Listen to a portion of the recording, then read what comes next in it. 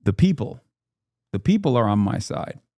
And those who don't realize that they're on my side yet will inevitably be on my side, which is why I don't mind it, which is why I feel fine when I'm out in public, when I'm in, when I'm around. No, I can attest to this because I've been in public with you a lot, and I have should I tell a story about we went to the burger spot? Yeah, we went to, what was it, Jew Boy Burgers? We went to Jew Boy Burgers on my stream fucking to delicious. get some burgers. It's delicious. And we're in this place, chat, and there's about 6 different women in there, and one of them notices Hasan, and sure enough, every single one of them line up to take pictures with him. And I cannot believe it. They didn't even know each other. There was 6 complete strangers. And I'm just like, God damn. What about me? I had 20,000 viewers at the time. They didn't give a shit, Hasan. Yeah. They didn't care. God. I guess that's where my mom would probably line up, man. Yeah. I mean, you know, but older that's women? like, I'm just kidding. But there's the downsides. But my point, the reason why I brought this up is because the shit that we see on the internet is so perfectly fucking filtered. Yeah. Where people, like, dude, I went to the Zoran victory party. This was a huge, like, LSF story, right? I went to the Zoran victory party. Wait, why was it a story? Because LSF decided, Epstein and his fucking brigaders decided to, like, turn this into a negative story. Because this is, like, a moment of fucking... we put a tremendous amount of effort into this. Like, it's finally coming to fruition. Zoran Mamdani upsets with an upset victory, decides, Zoran Mamdani becomes the next mayor, right? It's a huge deal. He's a 34-year-old Muslim socialist, democratic socialist of America. He's younger than me? Yeah, he's my age. I'm older than you? Yeah. I'm 34. Shut the front door. So basically, this happens, right? Like, so I'm exiting the party. Let's see what this looks like. No way.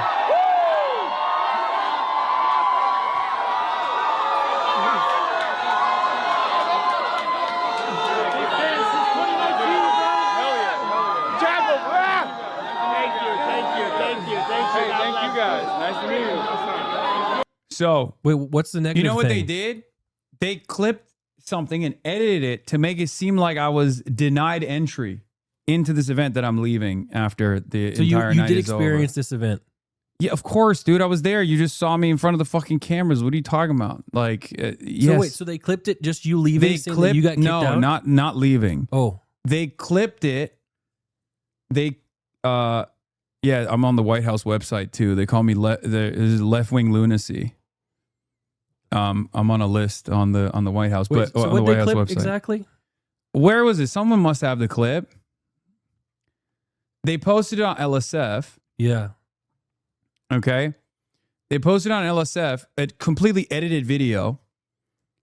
And I don't like that they can do that. yeah, now, there by was the way. I think they changed that rule specifically for so that they can make fucking more harassment videos on me. But yeah, I was there was a VIP area upstairs, but I had a camera, so I was live streaming the entire time. So they were like, "Oh, you can't come up to the area that makes where sense. because you're live streaming." They clipped it to make it seem like I was denied entry Got it. into the entire event, Got it. and then they fucking brigaded it. They mass brigaded it. So. Here's the video. Yeah, Hasan Piker denied access. It went to even TMZ. You know what's crazy? What? There's a time code here. Oh. There's a time code here, and you see it skip. I do not have you for the upstairs list. Okay. Can I see your ticket type? Oh, I'm staff. Oh, okay. Oh, okay. Okay. If you're So we can't escorted? go upstairs. I do not. But do you have this wristband? I can also just check. I got denied once for not having the right wristband. I remember this. Damn. But I can double check and just make sure on my end. More seating area. Here's the original LSO pose. Okay. Unedited. Hasan gets denied VIP seating at Zoran Mamdani election party. The unedited version obviously got 0 upvotes, but the edited version, which is now deleted, had 38,000 upvotes. Hasan gets denied Wait, VIP there's a seating. mirror. You can click the mirror. Yeah. So they fucking made an edited clip to make it seem like I was complaining about not being allowed into this fucking party. But again, this is an incredible night, right? This is a massive victory. So much fucking, so much time and effort was spent on this, and it's like I'm surrounded by all these people that are, friends and people who've poured their fucking hearts and souls in this goddamn campaign. It's a major upset. And that's the only thing the LSF community saw. Fuck Hasan. He got denied entry into this fucking event. You know what's funny? Yeah. I did see this headline. Yeah.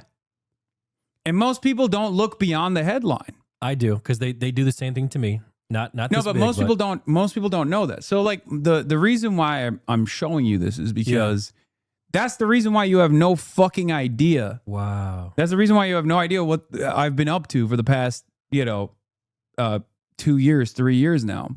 Wow. Because the only thing you hear from is LSF. If you only go to LSF, if you only go on, if you only see the same people that we all know, like Yeet and, Asmongold and all those other accounts, they show you an entirely separate reality. An entirely separate reality where it's just fucking drama. All I'm getting into is drama, where Asmongold is just like, oh, you fucking suck. He's going to prison. All this shit. This is crazy because again, it's like a simulation. It does. I'm not obviously not as near as popular as you, but I experienced the same thing on a lot smaller of a scale.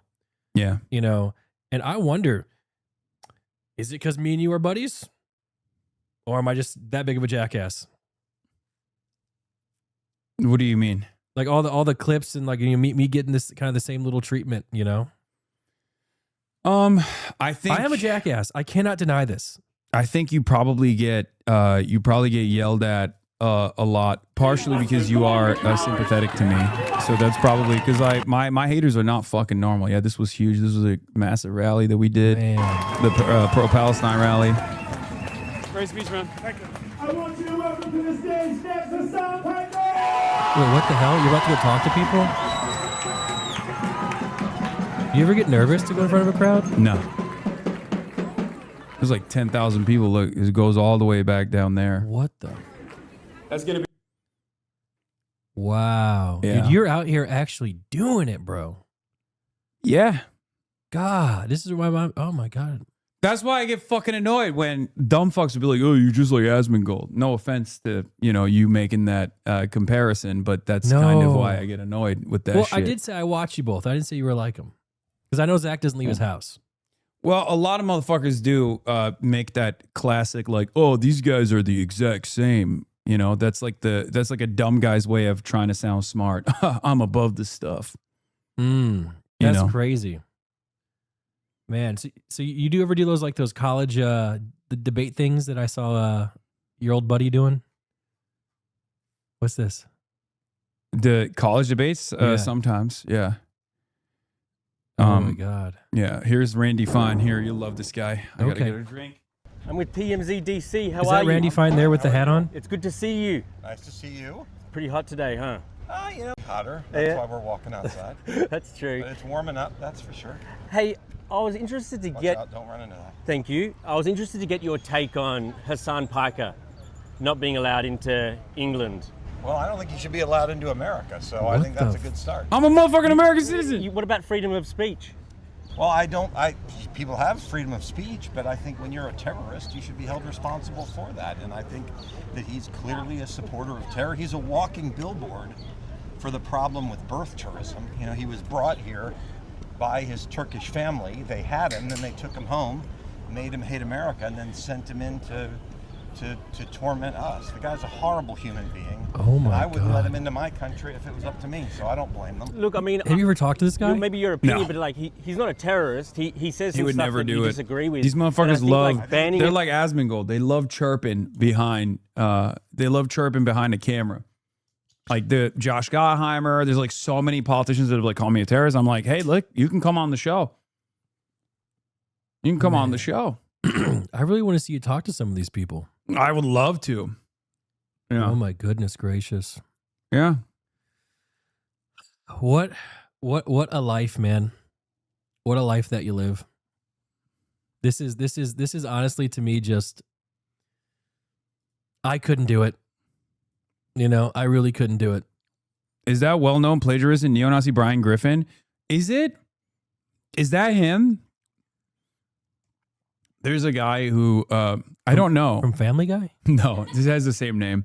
There's a guy who lies about being Jewish, but he's like a neo-Nazi. What? Yeah.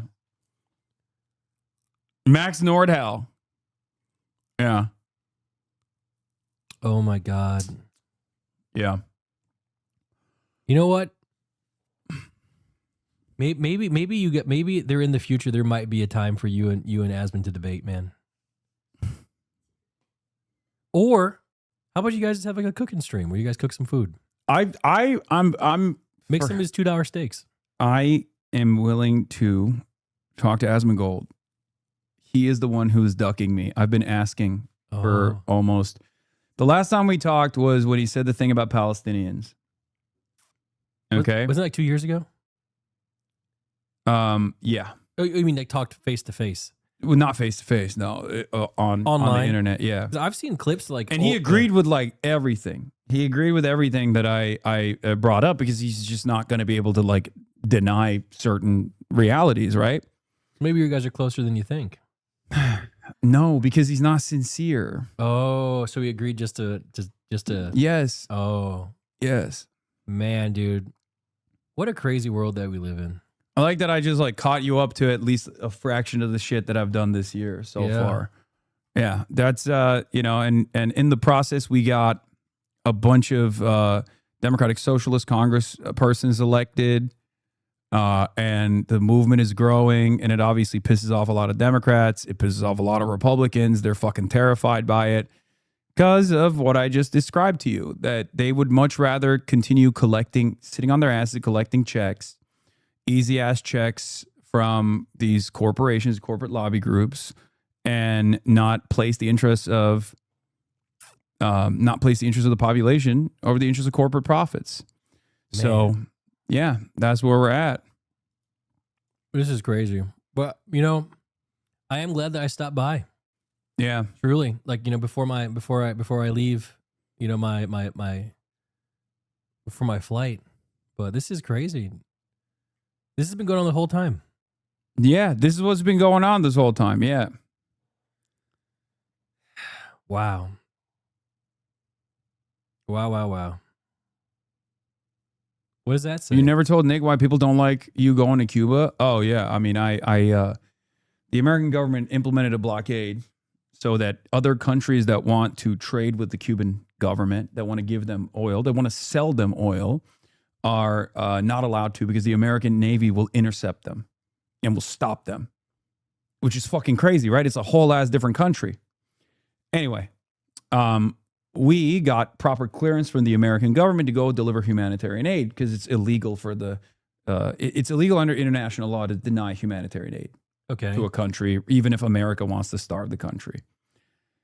So we went and we did that. When I did that, yeah, you know, it was a wonderful experience. It was a harrowing experience. It was definitely very sad. I interviewed a bunch of people. I interviewed the foreign minister, the vice minister of foreign affairs. Like a live Not stream? live. Okay. Edited interview. I did a whole documentary on it. You can go watch it if you want. It's on my YouTube page. My friend Boy also went, but he went by way of a boat. This is my video. I went to Cuba. As we speak, there are 11 million people living 90 miles off the coastline of the United States of America in the Caribbean. Wait, how do I fucking here full screen? For an industry. Is this Cuba? Right now, Yeah. as we speak, Those there are are old 11 cars. million people. Yeah, they don't living have any 90 new miles cars. off They the have coastline very few new cars. the United States of America and a Caribbean island nation known as Cuba experiencing a severe crisis. Everyday life is being brought to a screeching halt. There are nationwide blackouts caused by a total collapse of the country's electrical grid. There's a shortage of food and medicine. They can't pump drinking water. Cuba has been starved of the most important resource to make modern life work: oil. For over 60 years, the United States has maintained a trade embargo against Cuba. Under the embargo, it's nearly impossible for foreign companies to invest and do business in Cuba while trading with the United States. For years, I've wanted to visit Cuba. I wanted to learn about the problems caused by the embargo. I wanted to see a socialist society in person. Last month, I took the opportunity to go as a part of a humanitarian mission to bring aid that my government won't. I'd be accompanying Progressive International alongside hundreds of others from around the world. Activists, journalists, artists, and politicians will be coming to the island by boat and plane to deliver over 40 tons of necessary supplies, food, medicine, and medical equipment. Our first stop is Miami, Florida. Is Delta United? No, it's a special plane. Oh. What? It's just Terminal G is where they said we have to go to. Oh. So yeah, they hated that. The American government is like looking for. Quickly summarize. Why are we blocking all this stuff to them? What they do to us? Oh, great question. They in the past, before the Cuban Revolution happened, they were basically like a colonial outpost. We had a bunch of mobsters that owned huge assets on the island, hotels, sugar plantations, things like that. Okay. So then there was a Cuban Revolution that happened where the people fought back against this oppressive government that was aligned with the United States of America. His name is Batista. And Not the wrestler. No, not the wrestler. So Okay. they overthrew the government, and the people were now in charge. The Cuban people were now in charge, and they put forward a lot of reforms. They took back all this land and they gave it to the peasants. They gave it to the farmers. It was initially an agrarian revolution. It was a national revolution, but then it became a socialist revolution afterwards. And America obviously hates socialism, right? America's waging war at this point during the Cold War against communism and socialism with the USSR. So they were like, that's unacceptable because Cuba is 90 miles off of our coastline. If they actually have a successful revolution 90 miles off of our coastline, Americans are going to get the wrong idea. Wait, 90 miles isn't very far. No. Can you see Cuba from Florida? I don't think you can, but people do literally take like dinghies back and forth sometimes. Oh my God. Yeah. And then we've been just kind of just starving them out this whole time? Yeah. Yeah. Pretty much. Wasn't there someone called Castro that's from there? Yeah, Fidel Castro, the goat. And then he had like a son who ended up working for Canada's government? Justin Trudeau? No, I mean that's the speculation because they look alike on the internet. Because they look alike, yeah. I don't know. They look a lot alike. Yeah, they do. A little bit but too it's much. Not. It's yeah. I mean that's speculation. But yeah. Anyway, all right. Well, Nick, God. I feel like I've sufficiently informed you. Yes, this is the perfect time, Hasan. I do have to get to the airport. Thank you so much for giving me the rundown, brother. I always appreciate it. I want you to know that I'm proud of you. I think you're doing awesome. Thank you. You've just evolved past the rest of us. You're doing this big thing. I'm cheering for you. My mom is a little bit too much cheering for you. There's no such thing. I need it. Yeah, I desperately need it. She literally, if you remember, we did that show with Ludwig and that one a long time ago. I took a picture of you in a suit and I sent it to her. Remember what her response was? I don't remember. My mom responded to me, I bet you his mother's proud of him. So she is more proud of you, Hasan, than she is of me. So you too can do things that are worthy of praise from your mom if you know. Can't.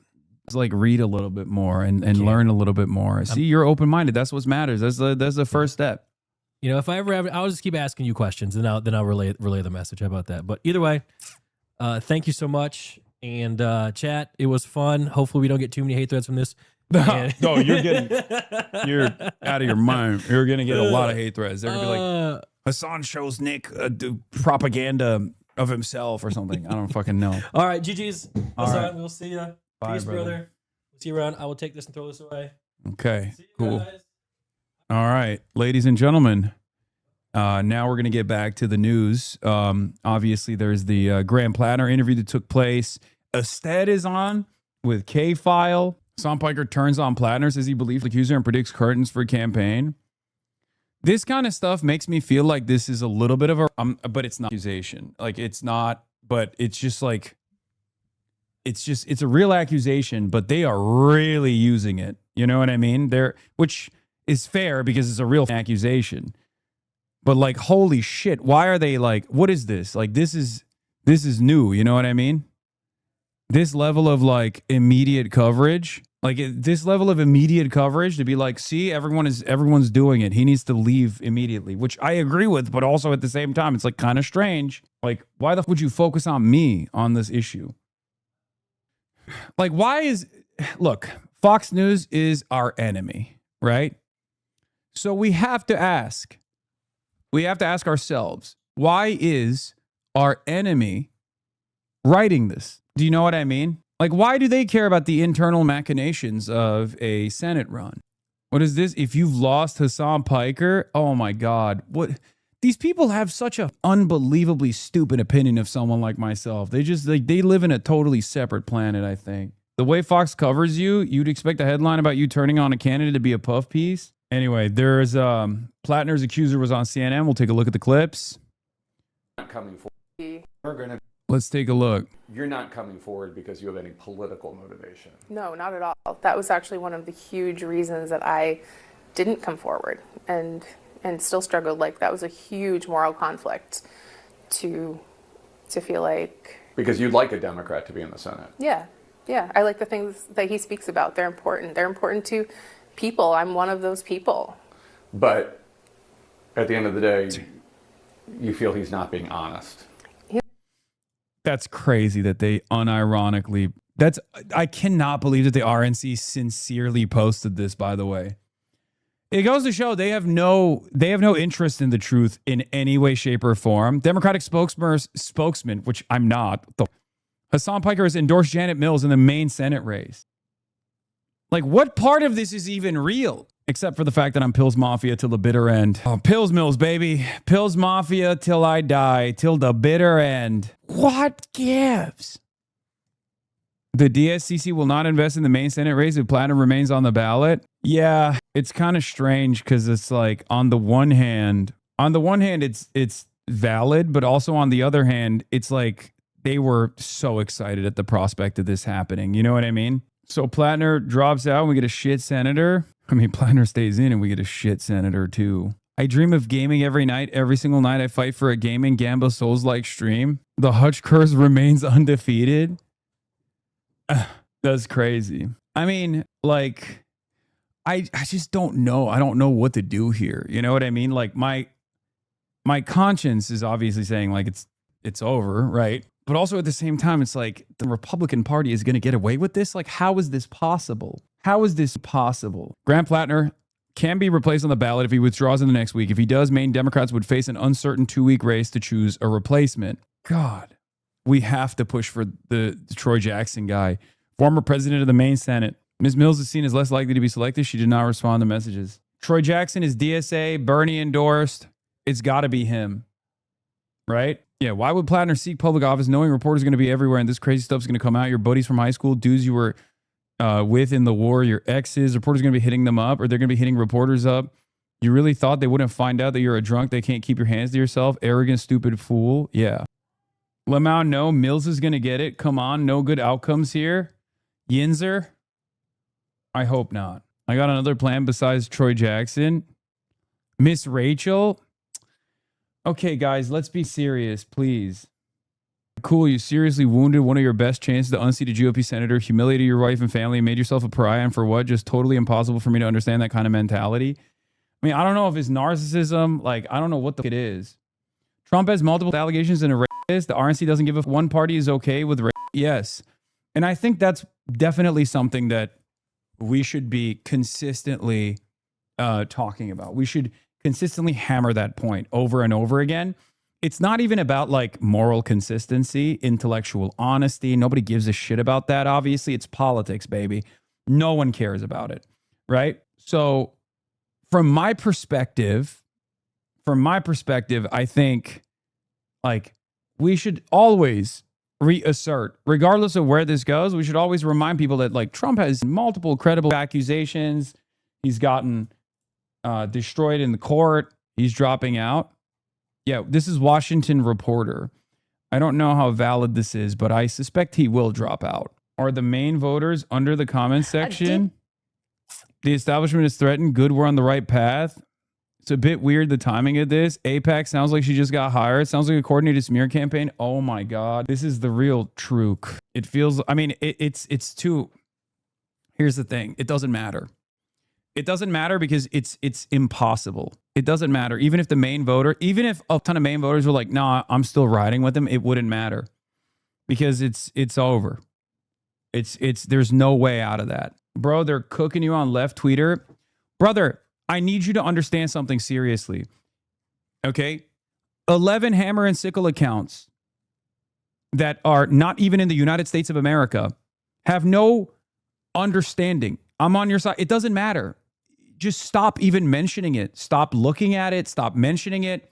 These are bad empanada acolytes. Okay? Who gives a what they have to say? Who cares? Who cares? And now I suspect they are already joining forces with Epstein as well. I don't like when you yell at Chad. You could have said that nicer. I'm going to try really hard not to be mean at you. So I'm just going to give you a minute off instead, and we're going to move on. A disturbing new report published in the last hour about Graham Platner is shaking up the crucial U.S. Senate race in Maine. Politico has new bombshell reporting from a woman who dated Graham Platner, who says Platner forced her to have sex with him nearly 5 years ago, despite her repeated objections.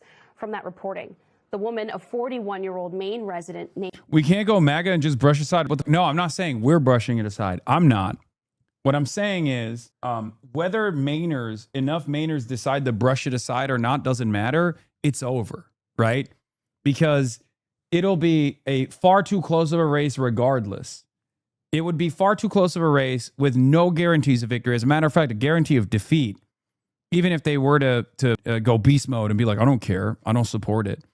Like this could be potentially like a pivot point, a turning point for the way that maybe we misunderstand like exactly how much appetite people have for change, that they don't even give a shit, right? So the full CNN interview's out. Okay, we'll just watch that. So it doesn't, like, even if this is a turning point in the same way that like Candace Owens dropped a bomb on discourse when she came out and was like, Israel killed Charlie Kirk. And then everyone was like, oh my God, that's true. Like, even if this was a similar situation where it turns out Mainers don't give a, it still doesn't matter because there's no shot he would win. Platner is an example of both the failure of the Dem establishment to field a competent candidate and the consequences of progressive populism untethered from an organization like DSA that can responsibly vet and develop cadre candidates over years to run for office. Yeah, it's the truth of all time. It's the truth nuke. The platform of the Democratic Party trying to clear the field for Mills than anything else. There was such a demand for a progressive anti-Israel campaign that people look past the obvious flaws. Yeah. After one allegation, if that's true, then we can never win. Come on, man. It's not just one fucking baby allegation. It's not like he was, first of all, he had 1 million allegations, and there wasn't anything that reached the standard of rape until now, and that's one rape allegation, a credible rape allegation. That's, that's beyond the pale. It's totally beyond the pale. I've been saying this since the Nazi tattoo, this is all the fault of those who plucked the jarhead out of thin air and slapped him onto a left populist platform conveyor belt.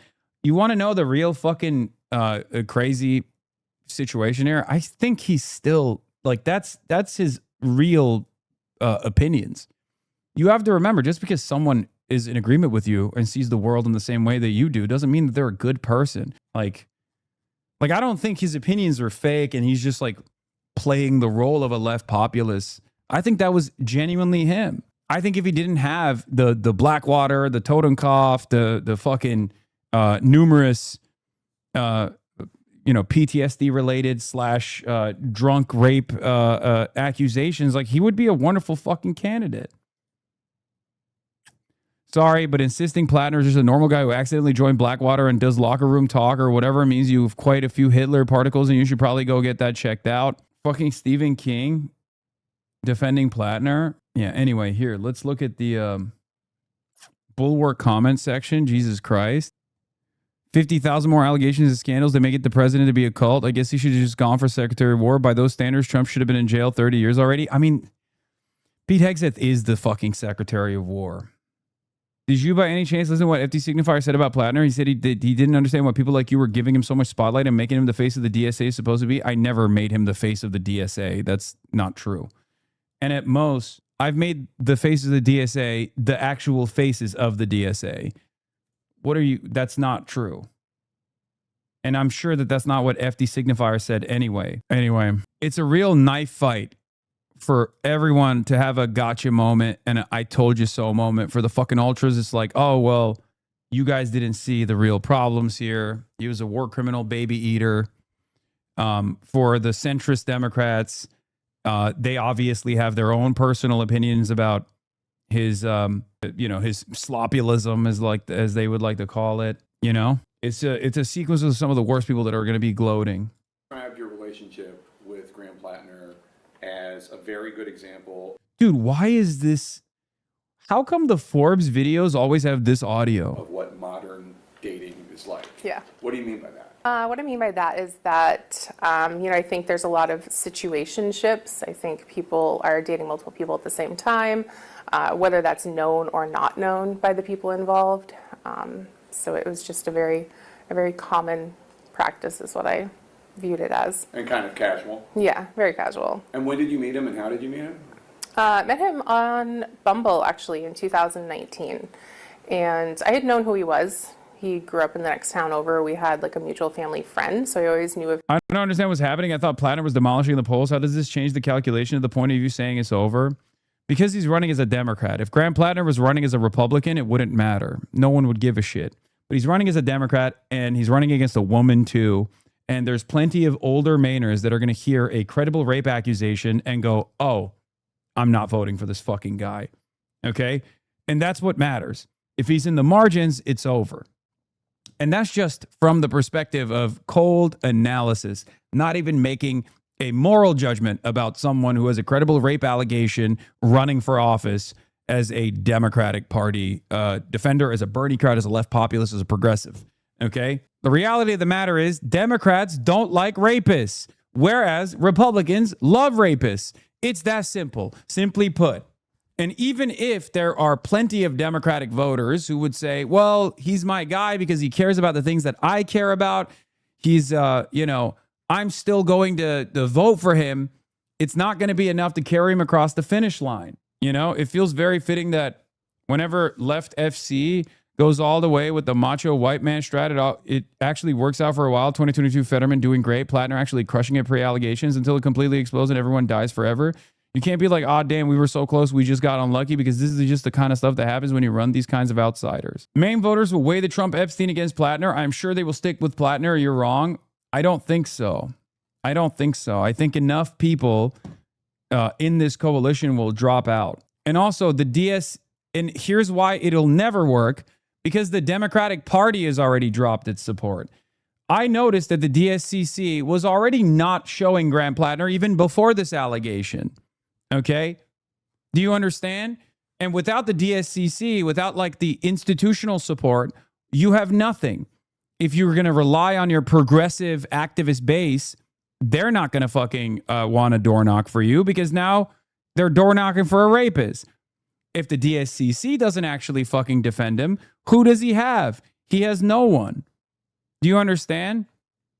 If you're an anti-establishment candidate and the forces within the party are not defending you as an anti-establishment candidate, you need to have your populist support. Brother, would love you are centering Platner a lot in this convo. I wonder why I'm doing that. Because we're talking about his fucking Senate run. Who am I supposed to center? I know it's a cool woke 1.0 for you to turn around and be like, well, why don't you center the victim, which I have for like the last 3 hours. But at some point, we're going to have to conduct analysis about the fucking race. What do you mean? Go rewind and watch the conversation that took place about the victim if you want to hear that perspective. But at some point, I have to cover a different angle. It's insane. The DSCC will not invest in the Maine Senate race if Platner remains on the ballot. It's a fucking wrap. The DSCC was already looking for any reason to pull the ripcord out, and this is more than enough reason. It's such a valid reason that I'm in agreement with it. You know what I mean? So yeah, it's fucking over. They are pressuring him to drop out so that they can replace it. Hopefully, what? Okay, but you're not offering an immediate substitute solution with progressive policies. Even if you condemn Platner, you're unironically giving permission to his opponents. No, plenty of Dems in the Epstein files, by the way. Wait, what? I don't even know what point you were trying to make, man. I don't get it. His existence, but that was when we actually met. And what'd you think of him? At first, I thought he was great. You know, he's very well spoken. He's intelligent. He's charming. You know, I thought a lot of good things. We had a great first date. It went and flowed really well. He has described himself as self-medicating with alcohol. Yeah. He has described himself that way. Yeah. So I would think maybe that would have reared its head. Yeah, and unfortunately, that's something that I think a lot of people are desensitized to in general, heavy drinking, and especially out of the relationship that I had just come out of. So it wasn't anything abnormal to me. I remember we were out one night and he was drinking, and that's when he told me that he has PTSD. When the New York Times story came out, you were in it, but you didn't go as far in that story as you are today. Yeah. Why not? I didn't want to. I didn't want to have to violate this huge level of privacy to my own life to be able to infer that this person is not honest and trustworthy. I felt really protective of my own privacy throughout this whole process. And it got to a point where my privacy was no longer going to happen. And that was when I kind of just made the decision that, like, I'm going to say my piece and get it out there. I had tried to give the impression that something, you know, worse happened. And that's when it was like, I refused to comment further. You definitely alluded to a bad night. Yeah. So bad that you never saw him again afterwards. Yeah. But just to underline the point, you're not coming forward because you have any political motivation. No, not at all. That was actually one of the huge reasons that I didn't come forward and still struggled. Like, that was a huge moral conflict to feel like... Because you'd like a Democrat to be in the Senate. Yeah. I like the things that he speaks about. They're important. They're important to people. I'm one of those people. But at the end of the day, you feel he's not being honest. He's not being honest, no. And we should note, this is 2021 we're talking about. It's only 5 years ago. Tell me about that. When was it? It was at the end of 2021. I remember it being shortly after I moved back into my winter home, because that is where it happened. And it was texting back and forth, and he had taken something that I said as an invitation. And that's not how I meant it, and I quickly clarified. And he sent a message back indicating that he would come over. And I said, no, don't come over. Like, I'm not in the mood, don't come over. And I was more stern with that message. And then I didn't hear back from him. So I thought that meant he got the message or gave up on it or whatnot. And so like half an hour later, I heard a noise outside my door. And then he came in. He just came into my house. It was unlocked. I live in an area where you don't usually have to lock your doors. I do now. So he came in, and I realized, okay, he didn't listen. He's in my home. And yeah, that's actually a crazy take. Things are so bad in the U.S. that she was going to vote for her rapist. That's how fucking insane American politics is right now, because that's the other side. That she literally was like, I probably shouldn't come out about my credible rape accusation and maybe even might vote for my rapist because at least he's not a child rapist like the fucking president allegedly could be. American politics is now a sequence of insane decisions where on the one hand, you're like, well, do I want my rapist in office? Well, maybe he's going to be in support of Medicare for all and he's anti-Israel. Whereas the other side is also rapists, some of them defenders of child rape. So I guess we got to weigh the options, like which rape is the lesser evil. Full rape trolley problem. Which, by the way, ironically enough, if he was a fucking centrist establishment Democrat, the very same people that are doing victory laps right now would literally be sincerely telling you to vote for the lesser evil rapist. Just understand, that's the distinction between the left and people like fucking Neera Tanden who work for the Clintons, okay? That's the difference. They did this with Andrew Cuomo. They unironically looked at Zoran Mamdani and said, you got to vote for Andrew Cuomo, the cop rapist. What do you mean? Fast and free buses? Fuck no. He's Muslim. You got to vote for the cop rapist. Liberals will look at you dead in the eye and tell you this is a lesser evil rapist voter, and then turn around and act all high and fucking mighty. A certain flavor of Dem moderate couldn't wait even a day before turning this woman's harrowing story of being assaulted by a partner into a cudgel against anyone left of Chris Coons. What does any of this have to do with Michigan? Yeah.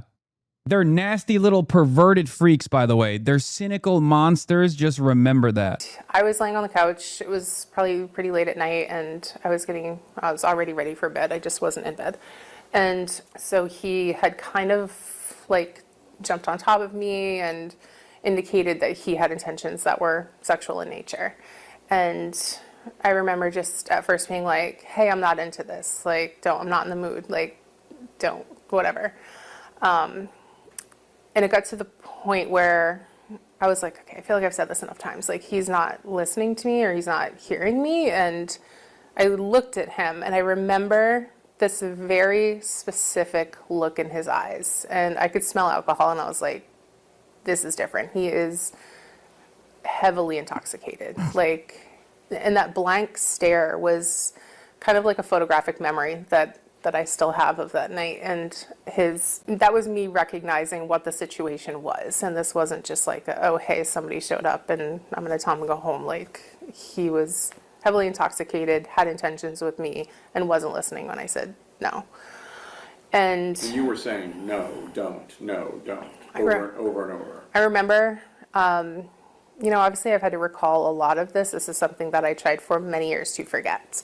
And so small details, might get past me. But yes, I remember very specifically saying, I'm not into this. In my message previously, I had told him I had had an old back injury. And I remember saying, like, yeah. Nira has officially won. She's the world historic goat of shamelessness, absolutely untoppable, the Michael Jordan of her craft. Say what you will, but the establishment of Vets Canada is you worked for Bill Clinton.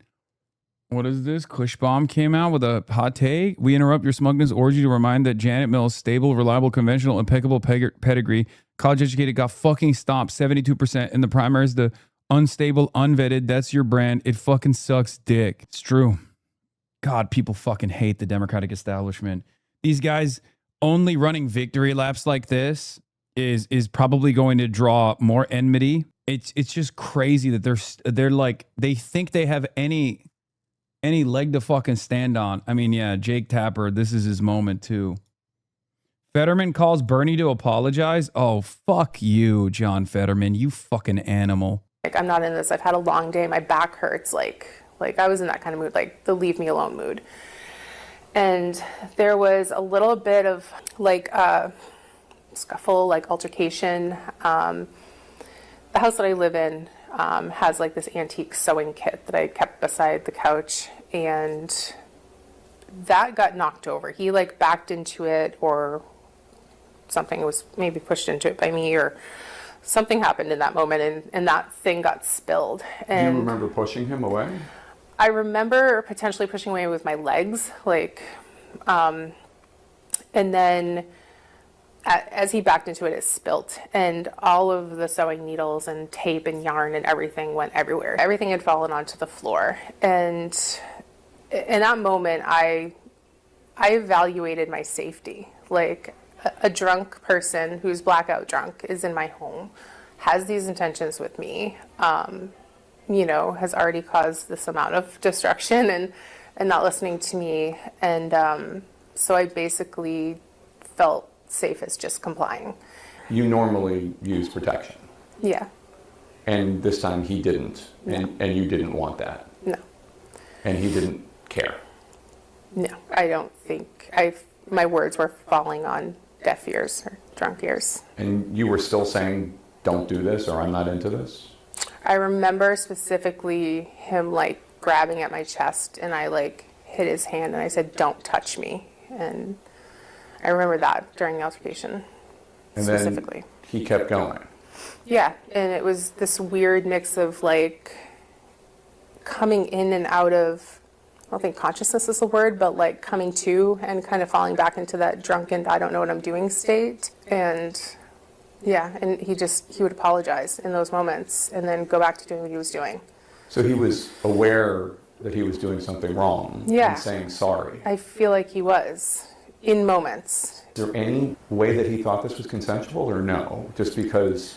I don't believe that you can think that that scenario was consensual. You have to understand that that wasn't, when somebody is repeatedly, I mean, when somebody in the middle of it says, "Don't touch me," like, that's obviously not consensual. Especially if he's apologizing on occasion. Yeah. And that next Where did the Ultras come in on this? Are they supporting Platner now that you aren't? No, the Ultras are fucking running victory laps because they don't give a shit about anything. They're just like excited. Well, to be fair, they're correct at the end of the day. They were correct about his fucking Graham Platner red flags. Obviously, this was an unbelievable... whether their analysis was based on, no, I'm good, thank you. Whether their analysis was based on, mischaracterizations or exaggerations, doesn't matter. At the end, it is credibly accused of rape. And these guys fucking hated him. Even if they landed on it because they hate every single veteran or whatever the fuck, it doesn't matter. They were right about Graham Platner. Their overemphasis on his red flags, or their hyper focus on, or their channeling of like Israeli propaganda at times doesn't mean anything, because it's the same as like Jake Tapper and all these other fucking dipshits.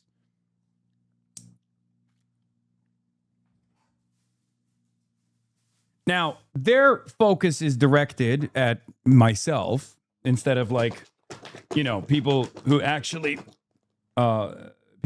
campaigned or interviewed Platner or offered a lot more coverage to Platner, because that's more so just like the fuck Hasan tip, which is fine. I'll take it. I don't give a shit. At the end of the day, do I have any issues saying the truth about my assessment? I gave you what my skepticism was, and I will continue doing the same exact commentary as I have done so far. I'll tell you when there's certain things that I find to be red flags. And at the end of the day, I will leave it up to you to make the assessment on whether or not he's worthy of voting for if you live in Maine. If you ask me, is Graham Platner a better option than Susan Collins or than Janet Mills? Yeah, with the information that I had at the time, I would say that absolutely. Will you still interview Platner? Buddy, it was Platner that did not want the interview. Do I miss the Denver torta? I do.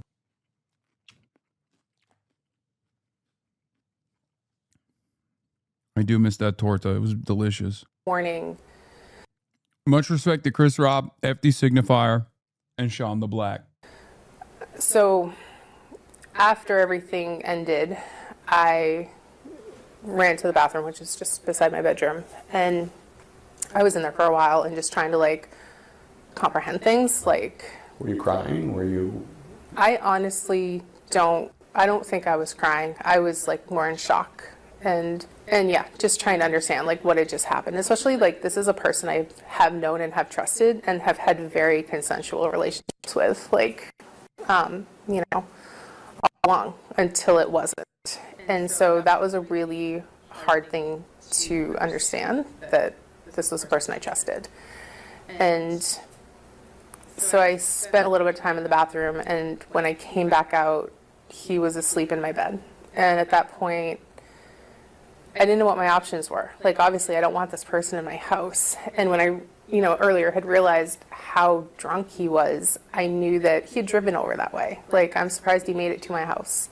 And if I woke him up and sent him home, like, I am now making the decision to put somebody that drunk on the road. And The echoes from their end, not mine. I didn't want to live with the fact that, like, if he got into an accident or hurt somebody else.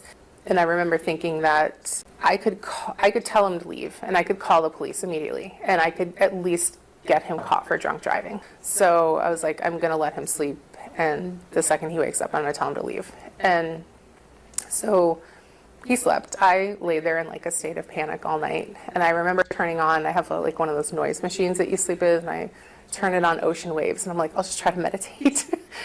It didn't work. So in the morning, he woke up and he went to go put his arm around me. And I was like, whoa. And realizing this person doesn't know that what happened wasn't okay.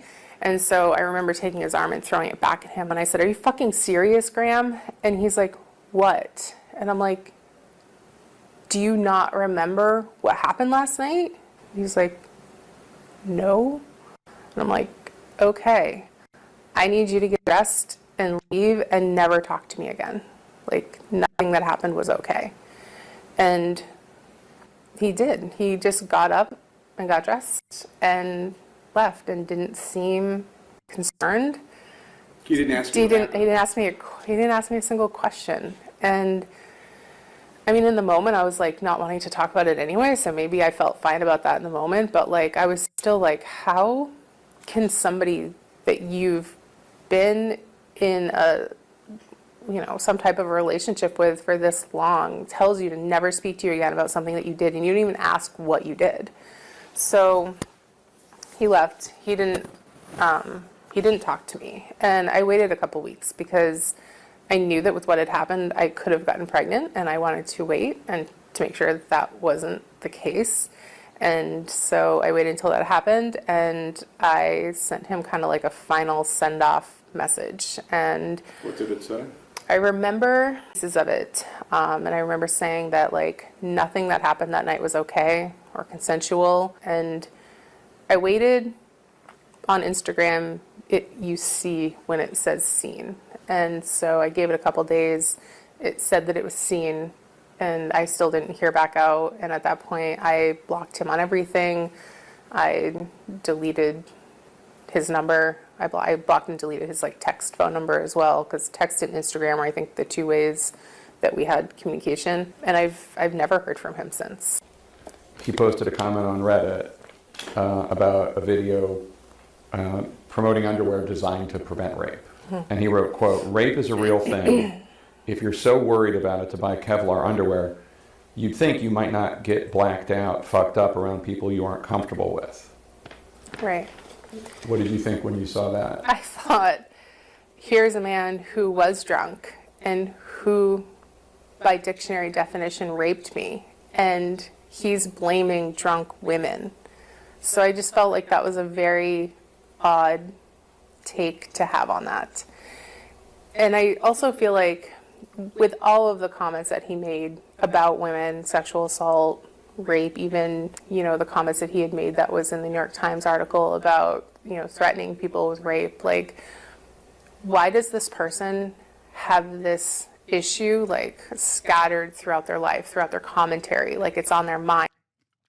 Come on, man.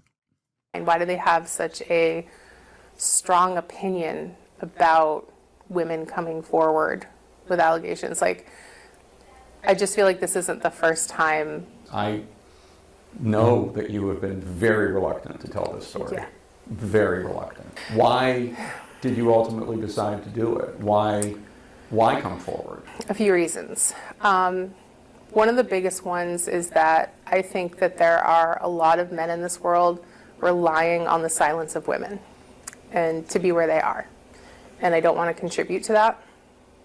I also want to just get my life back. There are going to be people, maybe even his campaign, certainly his supporters, who say this is politically motivated. What would you say to that?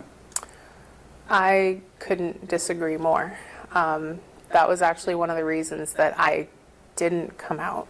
Because you agree with his politics. I do. I really agree with his politics. I think we need somebody with those political stances and who are willing to do the work. And, you know, I see his political videos. They get me fired up as well. I understand why people want someone like him in office. You know, and I felt like me coming forward. That's fucking insane. Like, think about it. Think about it. That's her rapist. And because his political perspective is such a breath of fresh air in comparison to what is normally fielded, that she's literally saying, like, my rapist, I seriously contemplated voting for him. This is what I was saying earlier. It's like lesser evil rapist is the choice people are being forced to make now. Would essentially potentially take that away. And I felt really uncomfortable with the responsibility of and the weight of my story and what that might do. When people hear this from you, are you saying you should not vote for him because of what happened? I'm not going to go as far as to say that. I'm just here to tell my story, to give a clearer picture of who he is and the type of past that he has. And I just think it's fair to the democratic process to let people know who they're voting for. This has obviously been very difficult for you to talk about for 5 years. And even when you're telling the story, you don't use the word. Yeah. So let me just be, and I apologize, let me be as direct as I can. Did Graham Platner rape you? By definition, yes, absolutely. Because he had non-consensual sex with you, forced himself on you, even after you had told him no and fought him off. Yeah. He violated multiple layers of consent that night by coming into my home when I asked him not to, and by advancing on me when I told him not to, and furthermore, another incident that I had told him not to do. And with protection. Yeah. So by the way that my nervous system reacted to this experience, absolutely. There are going to be Democrats who say, I believe you, but I don't care. Yeah. I'm going to vote for him anyway. Because we need a progressive voice. Jake, oh my God. Brother, a little bit of fucking care and consideration for a rape victim. Holy shit. God damn. Yeah, I get it, man. I get it. Like, this is your moment to be like, fuck this anti-Zionist guy, fuck this guy who's critical of Israel. But shit, Jesus Christ. No tact, dude. No care or consideration to be like, hey, a lot of people are going to fucking yell at you, by the way, just so you know. I've seen the way you ask sensitive questions to people. It's wild to me that people like Jake are considered journalists while you're not. I mean, it's fucking nuts, dude. Jesus Christ. United States Senate. Are you going to be okay with that? Are you going to be able to handle that? I'm not saying it's the right answer or the right response, but... No. That's crazy. Oh, I have friends who feel that way. And that's been a hard pill to swallow. And I guess I need to not ask, potentially. Maybe I need to not ask in order to not care what they do. I understand. I understand that the state of our political environment is so much so that we need a lot of change. And he's offering that change. And, you know, I'm not mad at anyone who has voted for him all along. If he wasn't who he was, I would be voting for him as well.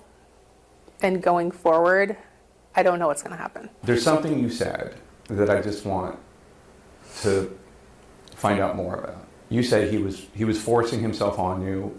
It was getting violent. You were pushing him off. You were kicking him off. Needles and sewing equipment was falling all over. And walk us through the process where you decided that the safest thing you could do was just... Am I being crazy, or is this not very sensitive at all? Like the way he's dealing with this very delicate and very traumatic situation. Am I, like, they should have got, I mean, not to be the super woke here, but they probably should have gotten a woman to maybe handle this line of questioning. Even Dana Bash would do a better job than Jake, and she's just as pro-Israel as Jake is. It's kind of, it's like unbelievably insensitive the way he's like, walking through these questions is not delicate at all. He's like, yeah, a lot of people are still going to vote for this guy. How does that make you feel? Huh? Here are all of the visual graphic details of your worst night ever that took place. I'm going to walk you through it again. Platner might not drop because of internal polls. Graham Platner has not made a decision on whether to drop out according to a person. Yeah, those internal polls are going to look like fucking dog water after this media cycle ends. Will let him rape you. Yeah, I had never been in that situation before. And I remember it being an instant where I had recognized that he wasn't listening to me. It wasn't just that he wasn't hearing me or whatnot. And then I recognized his level of intoxication, and I knew in that moment I wasn't safe. And I don't think I was safe to physically fight back. He's big, he's strong. And I just had to evaluate my safety and come up with the least worst outcome to the situation. And so I felt like complying for my safety was the least worst option. But that's not consenting. No, complying is not consenting. Complying is letting him rape you. Is getting it over with. Oh my God! Oh my God, Jake Tapper! Oh my God! I have never seen a rape victim be interviewed in such a gross manner. What the fuck? Holy shit, dude. This is like this is shit that should be taught in journalism school of what not to do ever. I can't tell if he's like trying to actively get tears out of her or something. Like, I don't. Yeah, with an interview like this, you'd think Jake was a Platner surrogate. Like, the way he's fucking. Like, I know his perspective, right? The way he's like walking through these questions is not delicate at all. He's like, yeah, a lot of people are still going to vote for this guy. How does that make you feel? Huh? Here are all of the visual graphic details of your worst night ever that took place. I'm going to walk you through it. Again, Platner might not drop because of internal polls. Graham Platner has not made a decision on whether to drop out according to a person. Yeah, those internal polls are going to look like fucking dog water after this media cycle ends. Let him rape you. Yeah, I had never been in that situation before, and I remember it being an instant where I had recognized that he wasn't listening to me. It wasn't just that he wasn't hearing me or whatnot. And then I recognized his level of intoxication, and I knew in that moment I wasn't safe. And I don't think I was safe to physically fight back. He's big, he's strong. And I just had to evaluate my safety and come up with the least worst outcome to the situation. And so I felt like complying for my safety was the least worst option. But that's not consenting. No, complying is not consenting. Complying is letting him rape you. Is getting it over with. Oh my God! Oh my God, Jake Tapper! Oh my God! I have never seen a rape victim be interviewed in such a gross manner. What the fuck? Holy shit, dude. This is like this is shit that should be taught in journalism school of what not to do ever. I can't tell if he's like trying to actively get tears out of her or something. Like, I don't. Yeah, with an interview like this, you'd think Jake was a Platner surrogate. Like, the way he's fucking. Like, I know his perspective, right?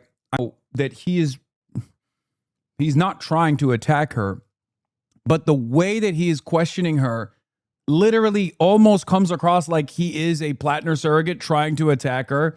And I assume the reason why he's doing it is because he's clickbaiting so fucking hard. He wants a clip so bad that he's getting immensely more invasive than he should be. And he's framing these questions in the grossest way I've ever heard a male journalist handle the topic of straightforward sexual assault, just straightforward rape. So that he didn't hurt you even more? I don't know what this person is capable of. I don't think anybody does. And even people you know for years and trust, you don't know the depths of what they're capable of. And you were afraid for your safety? Yeah, I was afraid for my safety. Beyond. Not that rape isn't a horrific thing, but beyond. Right. Rape. I didn't want to find out how. Yes, he's a combat veteran, man. A drunk combat veteran who broke into her fucking house. Like, what the fuck? I guess he's just trying to get her to say, like, yes, I was scared for my life. But it is actually incredible. It is actually incredible that the words, "you let him rape you," came out of his fucking mouth. Like, am I too woke? I don't know, man. Am I being too woke here? I feel like this is unacceptable. Like, he dropped it twice, not once. this is going to sound crazy, but I think he's trying to make Platner sound worse. Yeah, I mean, he's already maximum bad. But it's just crazy that, like, there's a center called DART that teaches trauma-informed journalism. This is going against everything they stand for. Yeah. Anyway, this is not going to go anywhere, obviously. No one is ever going to fucking criticize Jake Tapper's horrifying interview, the way that he's, like, so unbelievably invasive. His career is set, especially after the Ellison purchase. But, well, like, if you're a rape victim and you see this interview, you're probably gonna be like, I don't want to fucking come out. That's nuts. I mean, even if you don't care about the individual that you're doing this like invasive line of questioning on and potentially re-traumatizing, this is literally like a warning sign to virtually every potential rape victim to never say anything, because she's handling it with a lot more grace and a lot better than most people would. Certainly I would. But a lot of other people that see this are most likely not going to see the same takeaway. They're going to think, what the fuck? Horrible. Unsafe I could get that night. Or how harmed I could be that night. I know this is probably one of the toughest things you've had to do in your life, so I just want to thank you for trusting us and sitting down with us. Yeah, thank you. I appreciate you guys being here to do this and to help share these stories very kindly and delicately. Okay, if you say so. Definitely not very delicately and kindly. You're a fucking Trump supporter. What are you talking about? Oh my God, I can't believe he did a rape. Like, what do you, oh, really? I can't believe you support Trump. The fuck do you mean? You're an Epstein affiliate defender. The fuck is this bullshit? Yeah, calls for Platner to drop from Schumer, Gillibrand, Warren, Slotkin, Kelly, Booker, Schiff, Ro Khanna, Gallego, Markey, DSCC, Vote Vets, and Citizens United, Senate Majority PAC. Everyone's calling for him to drop out. Platner aide lists terms for dropping out. If he was to step down, it would only be a guarantee of being replaced by a candidate who he believes is the true values and vision and policy agenda the campaign main voted for. Oh no, people are going to say he's in no position to make these, oh God, I hope the fucking, I mean, I know what he's trying to do and I don't disagree with this. I think it's the right thing to do. It's the democratic thing to do. But it's just the DNC is going to fucking use this as an opportunity to be like, fuck you. You don't get to have a say on here. You're a rapist. Oh no. Dems are going to do everything in their fucking power to make sure that there isn't a fucking anti-Zionist in that position, a pro-Medicare for all guy in that position. There's no shot. Some context regarding this: the ambitious corner-cutting Bernie crap political strategists cracking up when asked how they vetted Platner have a history of unprincipled, reckless rush recruitment and campaigning, the dangers of left slopulism. Yeah, I don't care about left slopulism, okay? I don't know how these guys found Graham Platner. Like, I think that there were plenty of fucking red flags, including the chest tattoo, that should have been enough for them to see, because it was on his Instagram page. What is this? I've been telling you to stop putting all of our eggs in one basket. Whose eggs? What basket? Who are you guys talking to? You're making it seem like Graham Platner was the fucking president of the Democratic Socialists of America or something. What is this? Where are the eggs and what is the fucking basket, dude? Who is this? Is this bait? Oh my God, he was literally baiting. He literally was baiting. Hasan, I've been telling you for weeks that it was a bad idea to put all of our eggs in the basket of someone like Platner. Chatters don't even know that even though there are no ads at the top of the hour, they can still subscribe for $5 or for free. God damn it. There are so many blue-collar progressives out there. There was really no need to settle on this guy. Okay, guys, I need you to understand something. You get a fucking combat vet with that background. This is, you know, there's a likelihood that this could happen, okay? Not to say all combat vets are like this, right? But yeah, you get a guy who's not, who hasn't like spent every waking moments at the age of 7 running for president. And yes, of course, I just didn't think it would be this fucking bad. It sucks because yes, Platner's progressivism should not be usurped by establishment Dems handpicking the nominee, but I also think it's a real stain for him to handpick as a replacement. Whoever replaces him should stay away from any association with Platner with a 1,000-foot pole, which is going to be hard while retaining the progressivism. There's something really funny about this, by the way. There's people going like, has Hasan endorsed a communist yet? And it's like, dog, dog, brother, do you think this is now officially going to make the American Communist Party the most viable alternative at a time when a non-DSA affiliated candidate who's a left populist has been outed as a rapist that has nothing to do with the DSA at all? Like, what does that have to do with what we have been doing?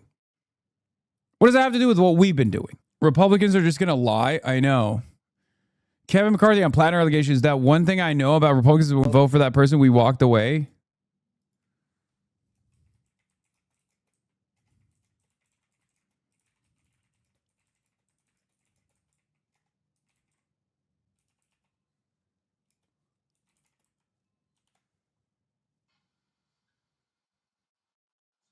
Doors open.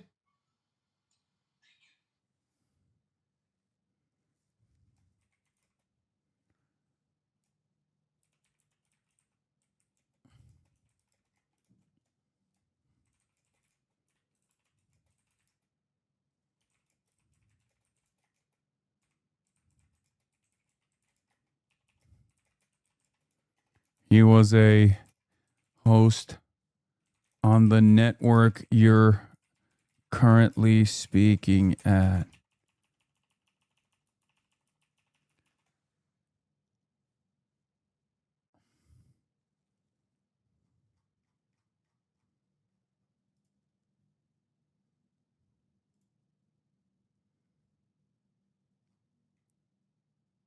Like, what planet are these fucking guys on, dude? Anyone with anything to lose and no incentive to be honest will just quit. That's why the truth matters. It takes forever, apparently. Yeah. Dennis Hastert is the longest running Speaker of the House, and he was a out and about pedophile, prolific pedophile. Like, we can't, the pedo games is not, it only goes in one way. It only goes in one direction, and it's the Republican grand old pedophile party. Get the fuck out of here, dude. Troy Jackson is someone who has spent his life standing up for these progressive values. The movement is about standing for Medicare for all, opposing foreign wars, and getting money out of politics. Wokeism on CNN. This idea that it's far left for us to have some form. Hold on. I'm not in the mood for that right now. Anyway, yeah, calls mom for Platner to end campaign after rape accusation. Graham Platner, a Democratic nominee for Senate for Maine, said he was taking time to reflect on his political path forward as his support was swiftly eroded after a woman accused him of rape. In a video posted on social media, Platner called the account false, even as he acknowledged the threat it posed to his candidacy in a tight race that could determine the control of the Senate in November. Regardless of the inaccuracy of the reporting, but mindful of political reality it will inflict, we are taking the time to reflect on the best path forward. It was not immediately clear whether Mr. Platner intended to continue his campaign against Senator Susan Collins, a Maine Republican. He has until July 13th to withdraw. He does. The state Democratic Party has until July 27th to replace him on the ticket, according to Maine state law. The leadership of the state party urged him to, where is it? The leadership of the state party urged him to withdraw. Both parties see Maine as a key to battle control of the Senate. The prominent Democrats withdrew their endorsements after the allegations surfaced. Senate Democratic campaign arm, which had opposed Platner in the primary, called for him to quit the race. Graham Platner needs to immediately withdraw. The fact that the source here is even throwing out if he were to step down hypothetical is proof that it is already over and it's just a matter of posturing for the Troy Jackson handoff. Yeah. Any chance it's all fake? No. Dude, in order for this to be a fake allegation, this random lady would have had to have hooked up with a random guy in 2021 and would have literally backpocketed a false accusation of rape from 2021 against a fucking random oyster fisherman, PTSD having combat veteran, okay, with the hopes of maybe one day, and told her friends at the time, told her therapist, with the hopes that one day that oyster fisherman could fucking run for office, become a nationally prominent campaign that would hold the entire Senate majority in his candidacy, and that she would be like, finally, my time is now. I'm going to reveal this information right before the fucking deadline, right before the deadline to swap out a candidate. That is fucking insane. Like, that's not real. That just doesn't happen. Okay, that's insane. That's an insane world to exist in. Of course, that's not what happened. Lol, I hate to be the proof guy, but damn, you're popping off on allegations with no proof. What do you mean proof? I just gave you the proof. In order for an allegation to be credible, you have to look at conversations that that person has potentially had with others in that same time frame. This is a random guy at this point in 2021. Yes, and her therapist. The fuck are you talking about? I like Troy Jackson and would prefer he be the candidate, but there are at least 3 distinct possible weaknesses for him. 1, he's not an outsider who's been in state politics since 2002. Over a decade ago, he was anti-gay marriage and anti-choice when Susan Collins was pro both. He campaigned closely with Platner. I mean, that doesn't mean anything. Yeah, Republicans hate Grant Platner for assaulting an adult. Okay, that's kind of dark, but it's true. It's kind of dark, but it's also true.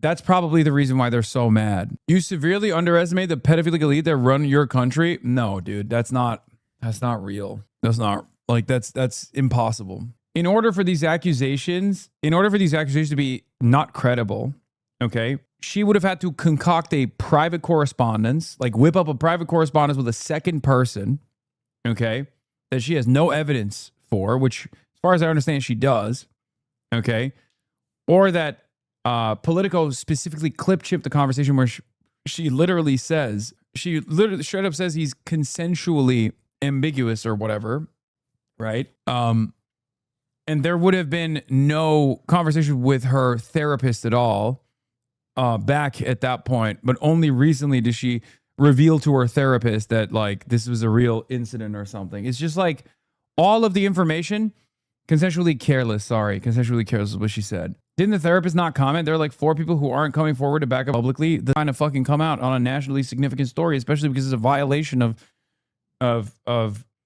like the therapist might not be comfortable. The therapist might not be comfortable speaking on her on the things that she revealed to him. Yeah, you're forgetting that she told a third person that she dated after Platner, and that third person also corroborated that aspect of Politico. Exactly.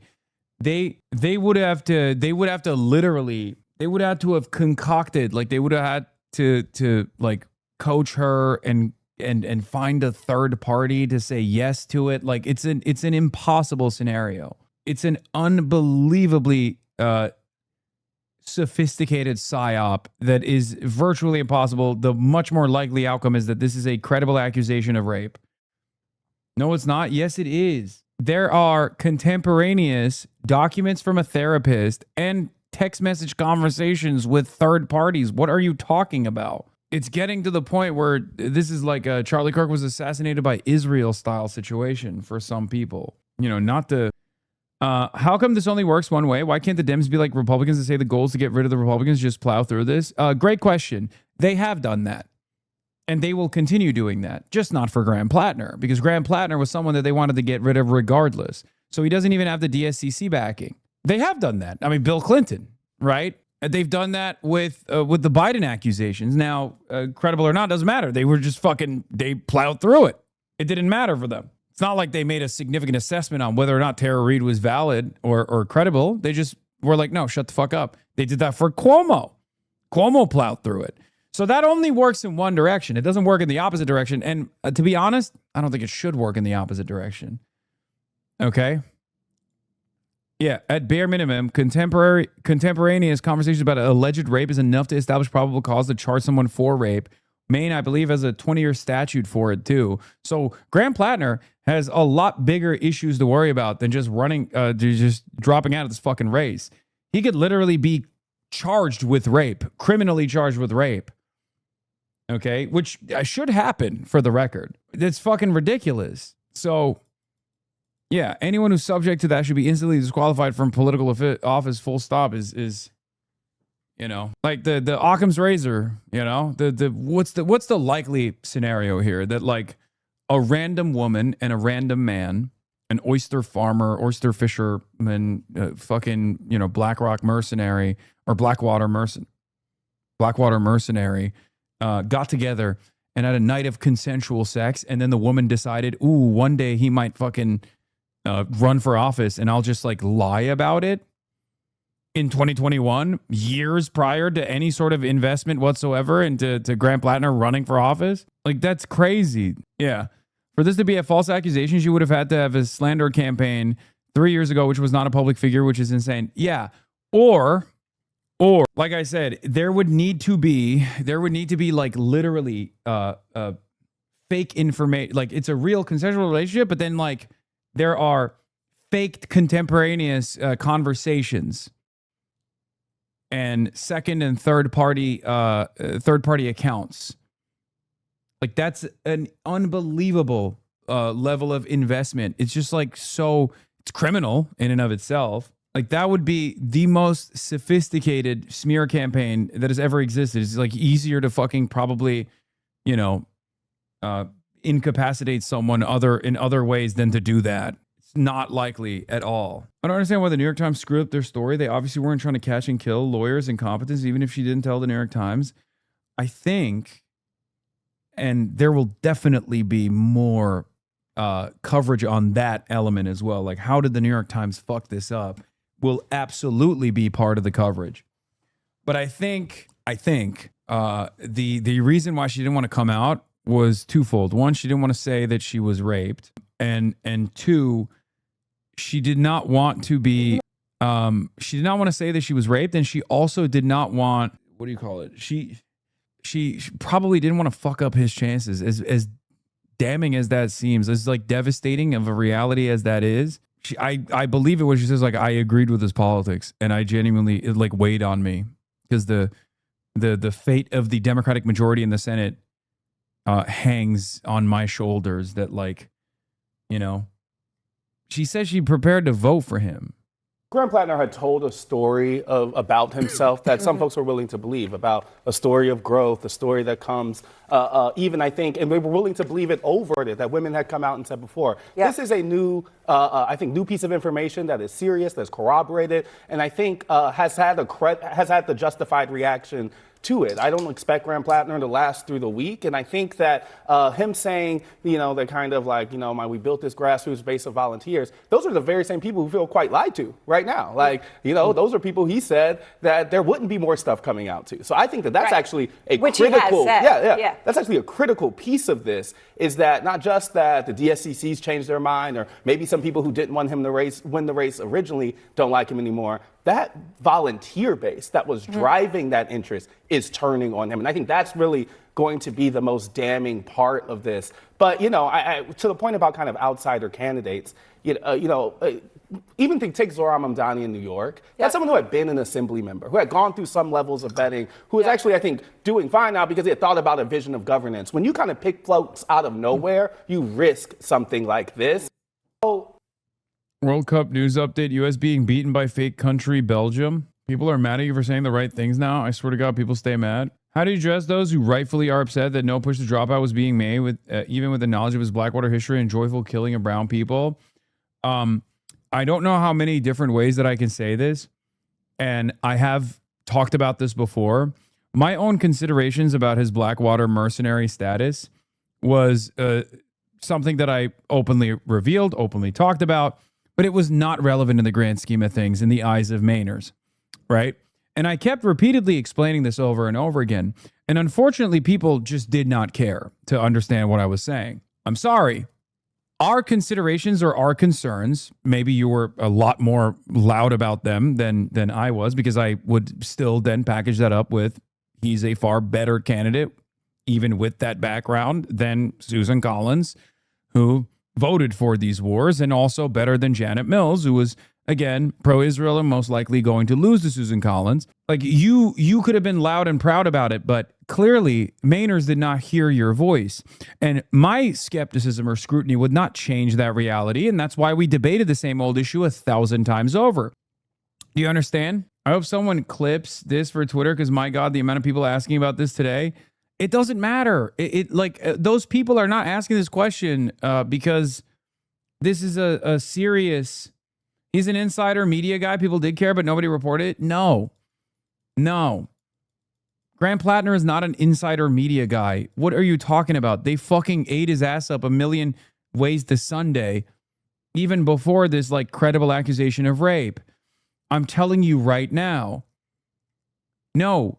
Americans, by and large, do not consider veterans, especially combat veterans, the way that a handful of select few anti-imperialists do. Okay? They just see it as more of the same. When they think of Blackwater, they don't think, oh my God, he volunteered to join a private defense contractor that had to change his name a million times because they kept doing war crimes, they think, oh, it's the same old shit. You know, he's just a grunt. He's just a vet. He's an American hero. Okay. That's what Americans think.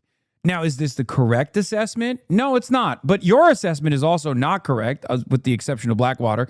If you're automatically assuming that every single veteran is irredeemable, every single veteran is an irredeemable monster, then I will debate you on that issue over and over again, which, again, is where people clip me and then will cry about how I'm, you know, defending Graham Platner. That's usually the conversation. Like, on principle, as far as like having a blanket assessment that every single veteran is an irredeemable war criminal monster that murdered children, that's not, you can't operate like that. That's not a normal way to exist. And that's not how I have been ever in my life. And I will never be that way. And I will never, ever say things like that. Okay? Also, no one is being honest with his military record. I'm also concerned about how it reflects on his judgment and character, but people are talking like he's a perpetrator of torture at Abu Ghraib when he had a patrol in the area for Blackwater. He did embassy security. We can be honest while being critical. Yes. The more damning side of that was not what he did for Blackwater. The more damning side of that was the fact that he volunteered to go and work for Blackwater after Blackwater had changed his name a million times over. You know what I mean? Most people didn't say most veterans, but one, come on, dude. You think Bad Empanada doesn't think all veterans? Are you fucking insane? Bad Empanada and his ilk don't even say most veterans. They say all veterans, every single one. Doesn't even matter if they were on like support staff duty. What are you talking about? Let's live in reality, please. Okay? Let's live in fucking reality. That's crazy. The idea that he's a dumbass? Okay, where the fuck do you think most of this shit is coming from? Who do you think is clipping old things? Who do you think is using this moment? Who do you think is using this very moment to do the exact same thing that Epstein does? Okay? Bad Empanada doesn't like Adam Hamawi. Okay? Adam Hamawi risked his life to save the children of Gaza. What the fuck has Bad Empanada ever done in his goddamn life other than chirp? Get the fuck out of here. His own audience and the dumbasses in his community literally think they don't know any better. They think like, oh, they sincerely ask me, how many anti-Zionists have actually signed off on an arms embargo to Israel? I was like, every single person, as a matter of fact. Every single person that I've actually campaigned with have done that. But you wouldn't know that because Bad Empanada doesn't give a shit about the fucking truth. In his world, I hand-selected Graham Platner because I loved that he was in Blackwater. That's it. My assessment on this has always been consistent, okay? My attitude on this is that everyone is a victim of their social conditioning. Everyone is a victim of their material realities to a certain degree. If you grow up in America, hopped up on American exceptionalist fumes, and the attitude overall, no matter how incorrect, is that you join the military to fucking save people's lives, whatever the fuck, okay? Then most people don't have the same assessment as you do. So they get duped into believing that they're actually going to go and find an adventure for themselves. And a lot of people in that process either become bloodthirsty monsters or they are horrified by the actions that they see around them and get the fuck out of the military and become lifelong advocates against American imperialism. Okay? If you don't give people the opportunity to, you know, reconsider their perspective and you just assume that everyone has to start with the same starting point that you started off as, then it's delusional. You're never going to be able to fucking build a massive enough coalition. How is Hasan more down to earth than Chatters? Because I've lived an actual fucking life. I didn't just like spawn as an 18-year-old content creator. Troy Jackson says, there's no place in our politics for sexual violence, not in our party, not in any party. Graham Platner must withdraw from this race today. This is not what we stand for, not as Democrats, not as Mainers, not as human beings. For too long, women who survive sexual violence have been told to stay quiet. To protect the men who hurt them, to think about the campaign, the party, the cause. We cannot ask women who trust us with their futures while looking the other way when one of our own hurts them. That's the end there. I believe Jenny Rasico. Yeah. Two things can be true at the same time, by the way. If Graham Platner was a fucking ultra-Zionist, this story would have been caught and killed. Okay? Even if it did came out, cave file. Dang, he lost Mike from PA. Previously said Mossad was responsible for my first Reddit story. For the record, I believe the story to be 100% contradictions because our president was literally found liable for sexual assault and the media has let it go along with numerous other Republicans and Democrats. For some people, yes. For most people that we focus on here in our little bubble, you know, the commentariat, the Democratic Party consultants and whatnot, no, they just are using this as a great opportunity to fucking, the great opportunity to rip on the left populist flank, DSA, and numerous other people. They're fucking yelling at Abdul El-Sayed already. Reporting on Troy for Senate. Just got off the phone with former state Senate President, gubernatorial candidate Troy Jackson, a strong ally of Platner's with some of the same labor support that helped Platner's rise. Call sexual assault allegation very serious. If Platner steps aside, he is very, very interested. This is a very serious allegation, but I haven't talked to Graham. He said, this is something I've never considered. But if Graham's stepping away, I am very, very interested, and I think I'm the best person to replace him.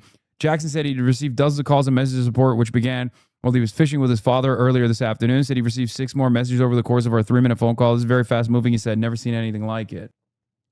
What if Platner ran on no more guilty than the president? Come on, man. I do wonder if there will be some Platner dead enders. The commentary and political Twitter response has been overwhelmingly pro dropout, but his Instagram and Facebook comments, which are much more normie, are still backing him. No, that's precisely the reason why it has to be a left populist that replaces him. Okay? That's precisely the reason why. Okay? Because if it's not like Graham Platner style candidate without the fucking red flags and the rape allegation, people are going to be like, fuck no, I'm not voting for anybody. It's over. And I need Democrats to understand that. A lot of people in Maine loved Graham Platner for that reason. Not because he was a Blackwater mercenary, not because he was a fucking soldier, not because of any of that shit. They loved what he represented.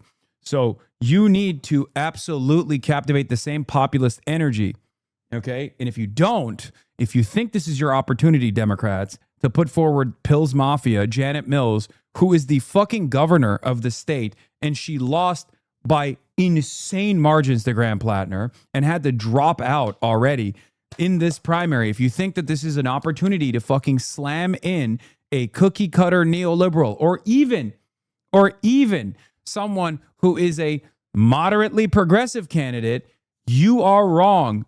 We will lose the Senate majority. So either you're hopefully planning on losing Maine and moving on to the rest of the map, which is impossible, okay? No Pinos, no Dinos. You have to go with a real left populist.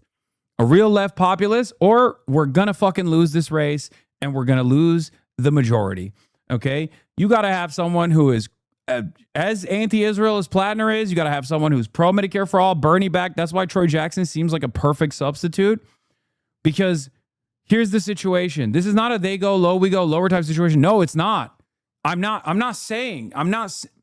Listen to me.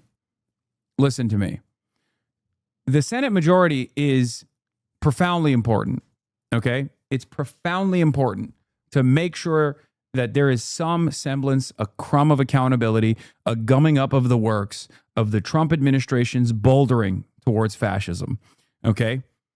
It's unbelievably important. Unbelievably important, and you have to unseat Susan Collins. Susan Collins is a very weak candidate. This is the weak Dawn every other cycle. Right now, this is the weakest she's ever been. Okay? There are going to be a lot of fucking people. There are going to be a lot of people out there who, judging by the Facebook comments, judging by the Instagram comments, not the Twitter ones, where we're all in line because all the fucking annoying bicoastal libs, myself included, are on Twitter. But judging by the anger that people feel, they are going to want a substitute that is similar without the rape allegations. That substitute seems to me to be Troy Jackson. If the DNC tries to put a hand-selected candidate from Chuck Schumer after the unbelievable victory that they received, the whopping that they got from Graham Platner, in spite of his fucking red flags, I'm telling you right now, there will be a lot of people that go, fuck this, I'm out. They are not going to make this calculation that you're making. They're not going to make this calculation that I'm making. Harm reduction narratives are not going to work to carry a hand-selected establishment Democrat across the finish line. There is far too much populist rage in Maine. So much so that they straight up voted for Graham Platner, regardless of the red flags ahead of time, okay? And they voted in large numbers. I am very worried. Anyway, this is Kamala 2.0 in Maine that has to be avoided. Yeah. Do you think the allegation is already depressed voter turnout that people might not vote for Troy Jackson? Troy Jackson is the best substitute. It's not even a guarantee then. Here's Troy Jackson's candidacy for governor. To the stage, the next governor of the state of Maine, Troy Jackson. I'll be all around in the dark. I'll be everywhere, wherever you look. Wherever there's a fight, so hungry people can eat, I'll be there. Wherever there's a cop beating up a guy, I'll be there. I'll be in the way guys yell when they're mad. And I'll be in the way kids laugh when they're hungry and they know supper's ready. And when our folks eat the stuff they raise and live in the houses they build, I'll be there. We can't afford to wait any longer. Our time is now. We're not from the left. We're not from the right. We're from the bottom. And finally we're right. 3 hours ago, I had never heard of Troy Jackson, but I will die for him now. Does he have the juice? According to matchups, he does. They've already polled him on it. This is how a true DC pro gloats over her enemy's smoldering corpses by pretending not to gloat, only saddened and concerned about the fate of our country. We amateurs ain't shit. By the way, I will say, did you fill out your blue sky apology form yet? No. No, I did not. And I will not. Iran hit 2 commercial ships. Brace yourselves. Oh, shit. They're reeling from the Graham Platner news. Yeah, Moshtaba Khamenei said it's either Graham Platner or the Strait closes. On a Monday, too. Bold. Anyway. What a fucking day this has been, huh? Jesus Christ. Yeah, Mitch McConnell is likely dead, or at least brain dead, according to some reports. The Ayatollah, the Ayatollah is famously rooting for Iraq war vets. Man, we're joking. Okay? That's a joke. I don't know if you know this, but I was joking. Anyway. Yeah, this is the main Senate polling. Jackson versus Collins matchup 48-43. Collins versus Platner. This is July 6th by Wedgwood. I don't know how reliable this fucking poll is, but Collins 50-50 with Pills Mafia, 50-46 with Platner, 48-43 with Jackson.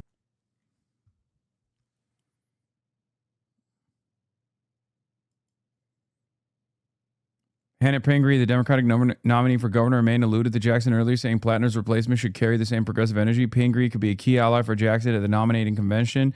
The two previously cross-endorsed one another. There's a real brewing in Maine. The Dem establishment think that they can risk the Senate majority by not replacing Platner with an acceptable substitute. Will be risking. Mills being in that poll after losing the primary 3-1. The party ended an hour ago and he's still here. Mention Troy in the tweet. Yes, I'm retweeting Troy Jackson. Wait, what the fuck? Haley Stevens says, Abdul, are you having trouble stringing these two sentences together? I believe women. Graham Platner should drop out. Wait, what? That's what he's saying. That's literally Trump's biggest donor. What gives? She quote retweeted Abdul literally being like, yeah, Maine voters should not vote for a rapist. Like, what does that? What gives? Maddie Maroon. JC Polanco. Imagine being Jewish, knowing anti-Semitism is an all-time high, and watching the far-left consult DSA, Bernie Sanders, many prominent Democrats gleefully push for a Senate candidate who sat willing through at least 100,000 punctures with an ink-filled needle on his chest to proclaim his love for the Nazis. How do you sleep at night? Shameful. Dog, you added, first of all, you're not Jewish. You added a Jewish guy. What is happening here? This is yet, I'm chalking this up. Another one. Okay? This is another instance of, if you are Goyim, but also Zionist, you are actually more Jewish than a Jewish guy. Okay? Straight up. This is that moment where Josh Hawley was yelling at the guy from the liberal Zionist guy Next, right? Was it Next? The Jewish advocacy group that was literally like, you shouldn't actually, deport people for anti-Semitism. And Josh Hawley was like, shut the fuck up. What the fuck do you know about combating anti-Semitism? Yeah, this is the classic Richie Torres implying Adam Friedland is a bad Jew moment. Can't wait to vote for AOC. Stay out of politics, man. Bro, they're calling Bernie a bad Jew. I know. I mean, dude, this is fucking insane. Fuck you, Bernie Sanders, you self-hating anti-Semitic cancer on society. Interesting to note that you failed to mention Graham Platner. Democrats, stop listening to Bernie and let's get behind Haley for Michigan. Wait, what? Wait, whiplash. What the fuck does Haley Stevens have to do with... Wait, I'm sorry. What? He came in hot. He started out by being like, fuck you, Bernie. You're a bad Jew. Then turned around and was like, we should vote for Haley Stevens. Am I right, guys? It's like, how is this related? You know what, guys? We got to vote for Rahm Emanuel in 2028. Am I right? It's like, what? We got to vote for Gavin Newsom in 2028. Come on. Who's with me? And it's like, who's with you? Where the fuck did that come from? That's a whole different sentence in a different zip code on a different state. What do you mean? You ain't slick, Fred Gutenberg. What the fuck? Yeah, it's literally another 10 billion to Israel. Yeah, he was just like, guys, I've seen enough. Nixon 5, give another 10 billion to Israel right now. Right now. It's time. I don't know what I'm saying, but we're all thinking it, right? Please, logs, I'm a moral dilemma. What? I'm not reading that. Twitter liberals got their scripts so damn fast. LSAD, like Platner's another one. Leftists are ignoring the red flags. What are the red flags? No one ever mentions the red flags. With Abdul, they just say red flag, right? With Graham Platner, there was all these little things needling, and big ones too, that seemingly Mainers didn't give a shit about, like his fucking Totenkopf tattoo, right? Or his Blackwater stint. But like, what are his red flags? It's not a red flag, it's a brown flag, okay? It's the fact that he's brown. Just say it. Just be like, we can't have an Islamist, fundamentalist, Muslim terrorist, ISIS supporter run for Senate because you feel that way, okay? It's a red flag for you. That's crazy. The white guy turned out to be so bad, so we definitely shouldn't vote for Abdul al-Sayed. Yeah. He worked for Bill Clinton is crazy. By the way, that guy calling Bernie a Jewish descendant of Holocaust survivors and victims, a cancer on society while accusing him of anti-Semitism is insane. I know. I mean, we saw this with Brad Lander. Okay? We saw this with Brad Lander. Brad Lander defeated a candidate that was pro-Israel, right? Dan Goldman was pro-Israel. Brad Lander defeated Dan Goldman in a very Jewish district. Brad Lander was also very critical of Israel and said certain things about Israel that I've never heard from someone who, self-identifies as a liberal Zionist or Zionist in any capacity, that Israel is an occupation, it's an apartheid, that it's doing a genocide, right? And that was enough for them. They just wrote out the fact that Brad fucking Lander, who has been Jewish his whole life, okay, that was enough for prominent Jewish people and even Christians who are pro-Israel to write out his Judaism like that. It evaporated out of him. Like, it's like that one comic from that one reactionary guy. Remember, where it's like, if you don't vote for me, you ain't blackjack. And then this black girl goes, no. And then she turns white. Like, that's what they did to Brad Lander. Overnight, they were like, it's over. This is the most anti-Semitic attack that has ever existed. Now, not just Brad Lander, but all the Jewish people that voted for Brad Lander in this district. Pro-Israel non-Jews saying things like these scheming, cunning, wily parasites are a cancer on our society about anti-Zionist Jews. Yeah, they're like the perfidious anti-Zionist Jews. You just add anti-Zionist in there and everyone's like, yeah, it's fine. He can say it. Oh, okay, got it. You can just literally do protocols as long as you say they're bad Jews because they're anti-Israel, then it's fine. It's unbelievable. It's insane. That's not what Brad Lander said about Israel. Stop lying. Yes, it is. Brad Lander has said all three of those words. Okay. What is this? What? Oh, shit. I accidentally fucking modded this guy. Jesus Christ. Thank God we timed him out at the same time. I think I modded him. Did I mod him? Oh, he was just saying, get it right. Israel's committed a genocide. New mod alert. No, we're not modding him. He was just doing the Brad Lander accent. Mod me? No. No pog. I'm hitting the red sword. Shake me? Okay, you can get shake. You can get shook. The Black Panthers would hate Hasan Piker. They consider him a left social democrat ideologically, but they would still consider him an ally and collab with him. They work with all types of people. Where is this? Why am I getting this? Why would they hate him? He's anti-black. And then even in the defense, they're like, they would also hate you, lol. What do you mean would also? Why would the Black Panthers hate me? Bro, you're getting called a Kautskyite? Yeah. What the fuck is going on? This is a good time to say I told you so about Platner. If you don't have solidarity with us in the global south, you will keep getting let down by politicians. Yeah. Yeah. Graham Platner being outed as a rapist is because he wasn't. What's so funny? Come on, man.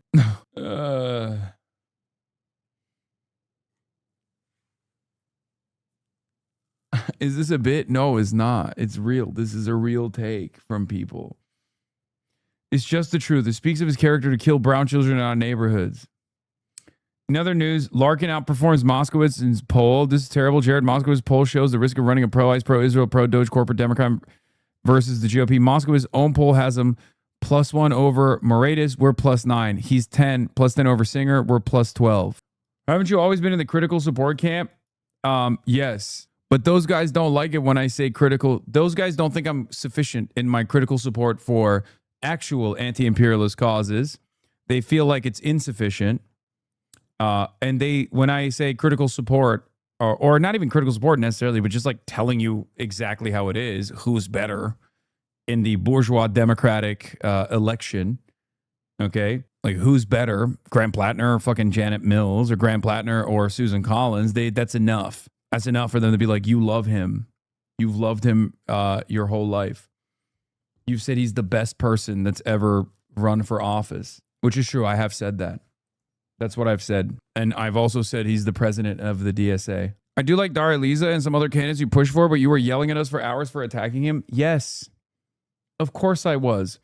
Because the extent did not begin and end at Graham Platner has a lot of red flags and yet Mainers are still voting for him, or that he is obviously a better alternative to fucking ultra Zionists like Susan Collins or fucking Janet Mills.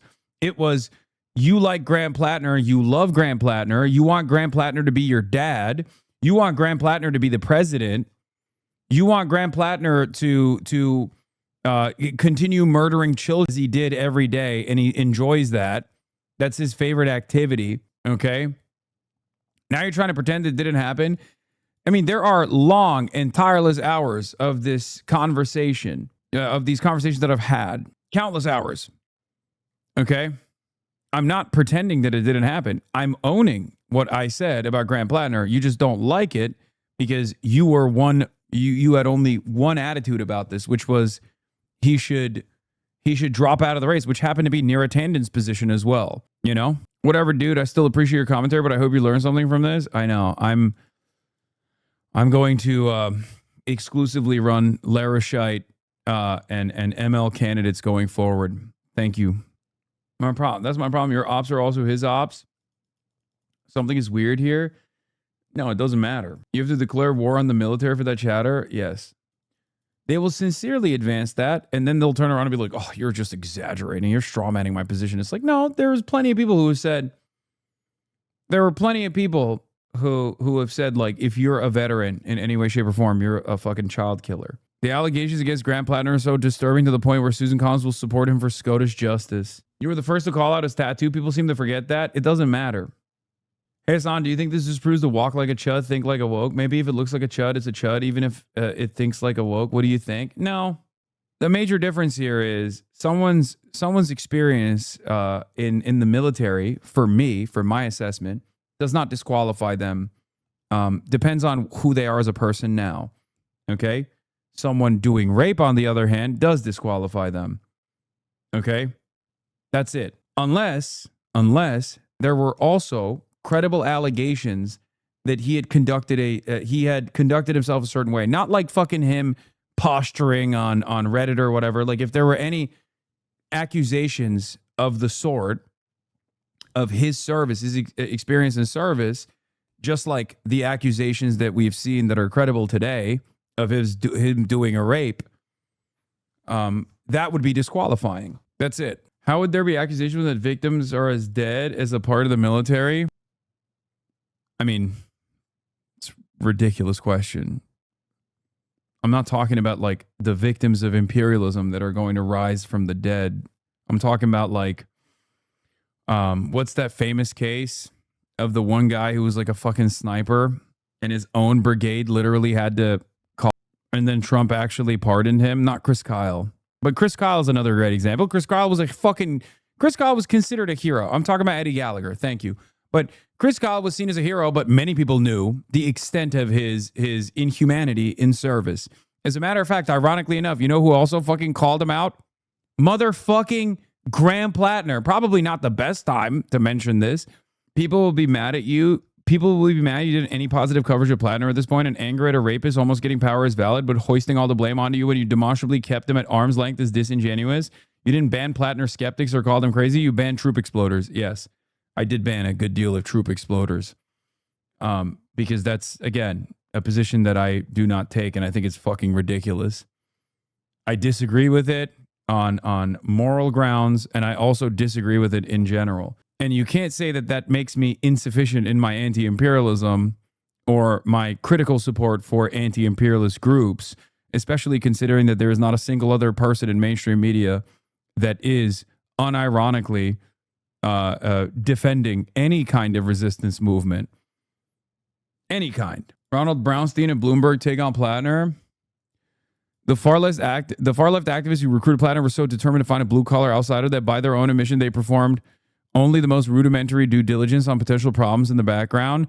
Platner's national backers became too focused on proving that their model of how to win elections, blast force economic populism delivered by outsiders, was the right path. They forgot that they were asking voters to endorse not a theory, but an actual human being. Schumer and DSCC failed by clearing the field for Governor Janet Mills. On paper, she had strengths. In practice, she was a dismal candidate.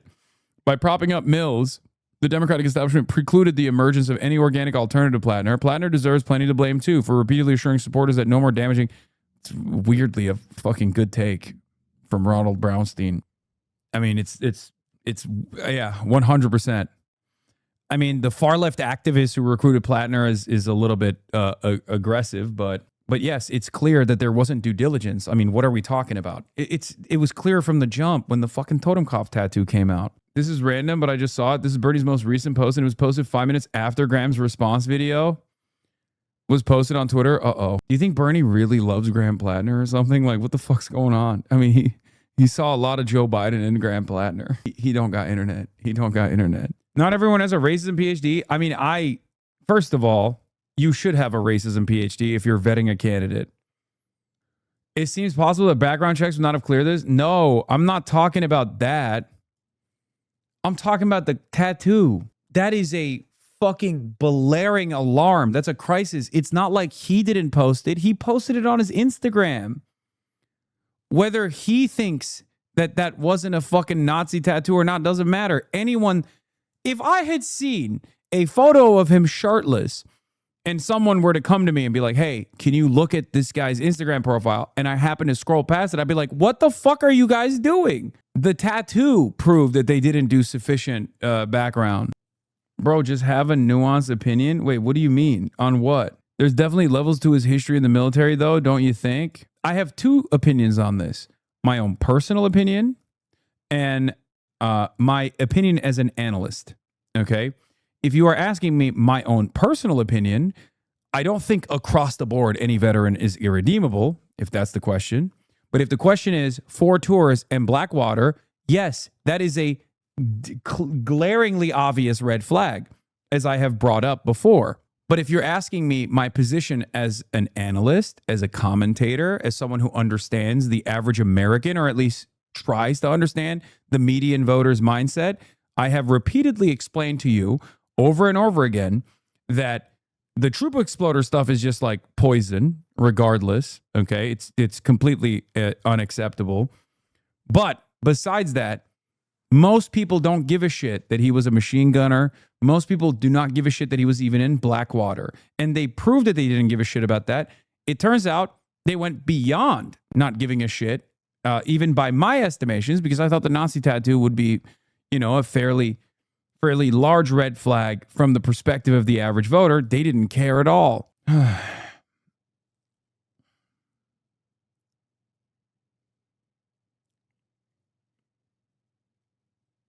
Try to have a nuanced position level impossible. Is this not a nuanced position? His wife's family Jewish? Yes.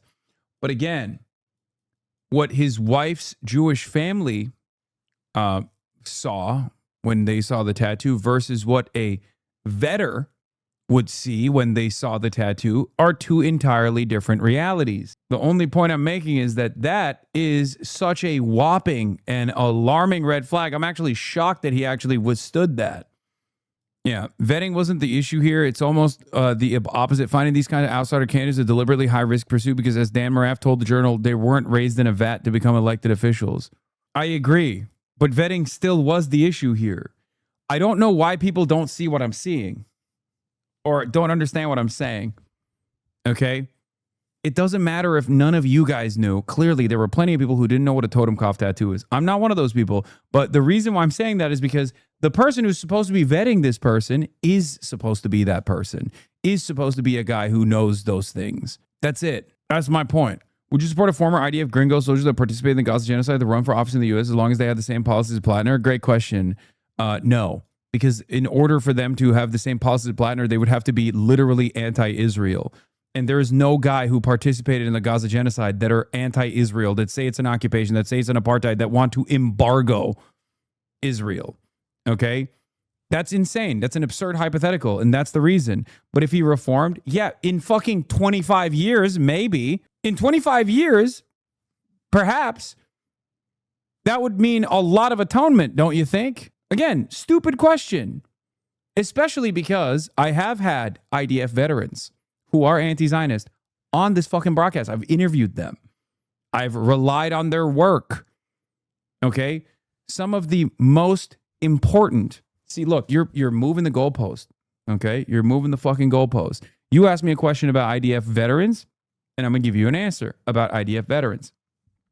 Okay? Some of the most important work that has come out of the Israeli new historians were conducted by IDF veterans, former IDF veterans, okay, who are prominent anti-Zionists. I know you don't care, but if you're testing my consistency here, I've always been consistent on this position. Avi Shleim served in the IDF, is a prominent anti-Zionist, Israeli new historians, okay? His work was very important in uncovering the synagogue bombings that took place in Iraq. Ilan Pappé, foremost anti-Zionist Israeli academic. He also served in the IDF. Ofer Kasif served in the IDF, became a conscientious objector, is in the Israeli Knesset. Ofer Kasif is also an anti-Zionist. Okay? So no, my position on this is like, oh, if you've served in the IDF or you've served in the American military, you're an irredeemable monster. Gideon Levy, another anti-Zionist who also served in the IDF. Okay? I don't have the idea that like all IDF veterans or all American veterans are irredeemable monsters are fucking ridiculous. Okay?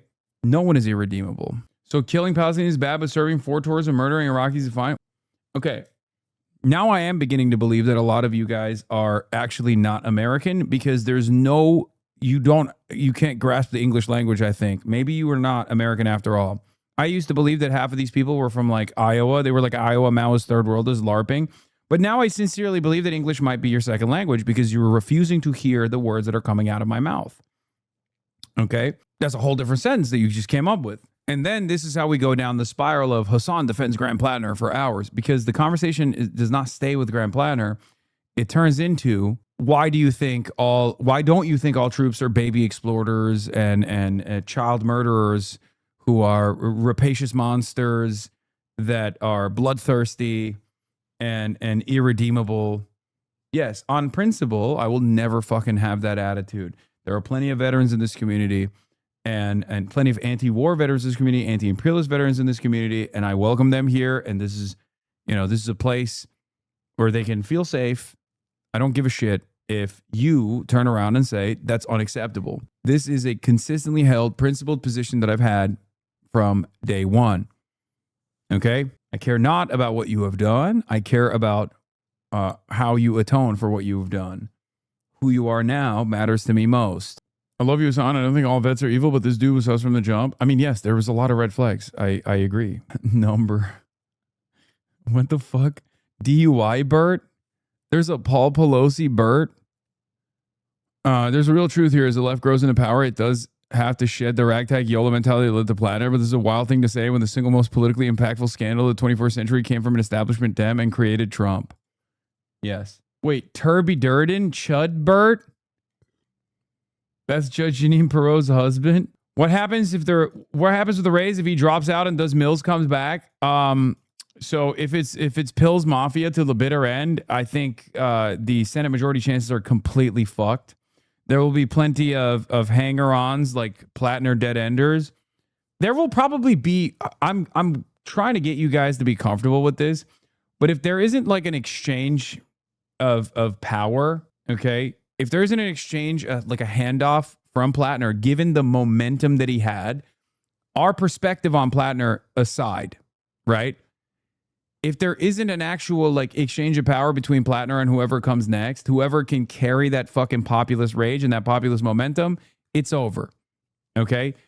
You have to find literally an identical candidate that doesn't have rape allegations, credible rape allegations. Lucky for us, there is a candidate that is very similar. But of course, predictably, Democrats have immediately moved on to going on Fox News to shit on that guy. Because for them, this was not about winning the Senate. It was about winning the argument. Doug, how do you get your party to shed some of these crazy ideas, anti-Israel, anti-American candidates, and get back to the center, as you say? I think the best way is the Democratic Executive Committee has a procedure, assuming Platner steps down by July 13th, in those 2 weeks, to have a debate across the state of Maine with robust candidate forums and hopefully pick someone, as you mentioned, like Janet Mills or like Jared Golden, the congressman, or Nirav Shah, who ran unsuccessfully for governor. So we have somebody in a general election with a big turnout who has a chance to compete fairly. We are for democracy.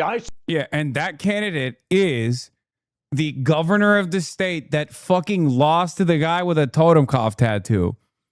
Yeah. Let's do it. Kamala 2.0. Kamala and Hillary Rodham Clinton 2.0 in Michigan with Haley Stevens. And then Kamala 2.0 in Maine as well. Fuck it, dude. Let's just keep fucking losing. Fuck it. Let's let these rapist, pedophilic Jeffrey Epstein defenders run the country in perpetuity. Fuck it. That's where we're at. That's what these guys are basically saying. They're like, I don't give a shit. Fuck it. My life is fine. I'm getting the tax cuts.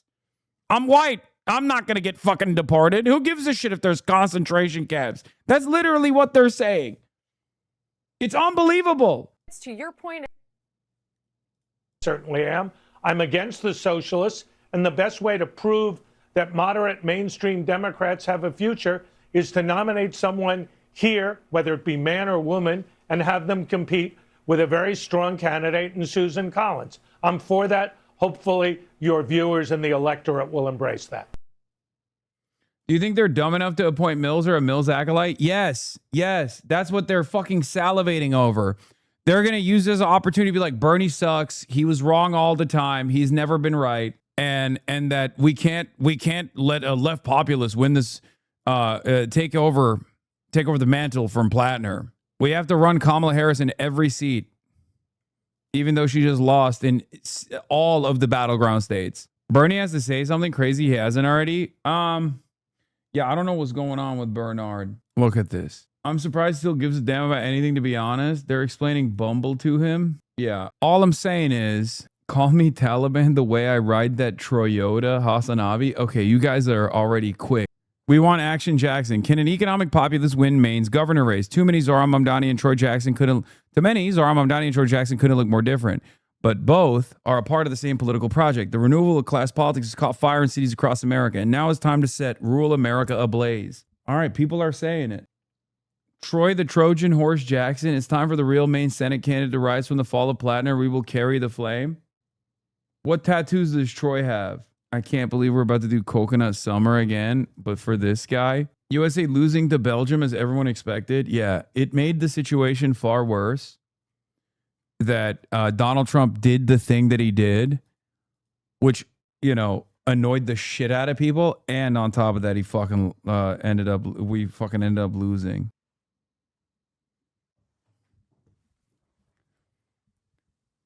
Anyway, if you are on Troy Jackson's team, I am here. I am available. I did not come to Maine for Graham Platner. So the HasanAbi bump did not work for Graham Platner. But for Troy Jackson, it might. Just saying. Deploy Troy.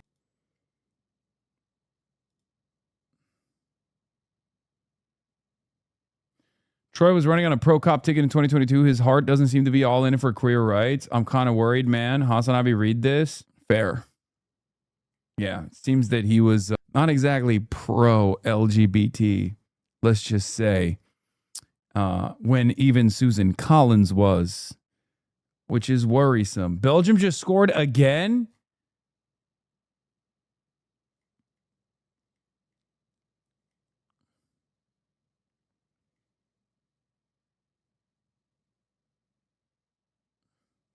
When he was murdering and raping foreigners, he was a product of it. Dude, what are you talking about? What are you talking about? Like, I'm sorry, man. It's your fucking hallucinations. Okay? I can't deal with something that you invented. Okay? You just came in here to be like, listen, now that there's a credible allegation, I think it's time for you to apologize for what I suspected he had done. Even though there's not really any evidence for it, I think you should apologize to me. No, you don't understand. Neither of us really knew this bad thing, but I was right all along because I hated him for something else entirely. Yeah, something else entirely that I just assumed that he did with no evidence.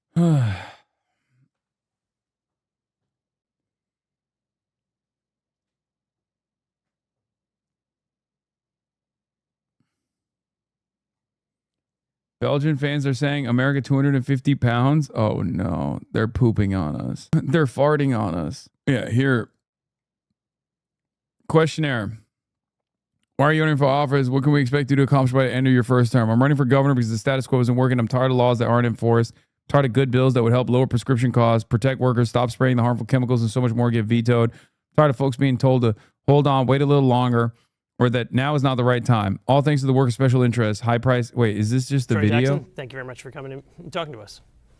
So just as a little bit of background for people who may not be familiar with you since you've been out of office for a couple of years, you were Senate President for 6 years.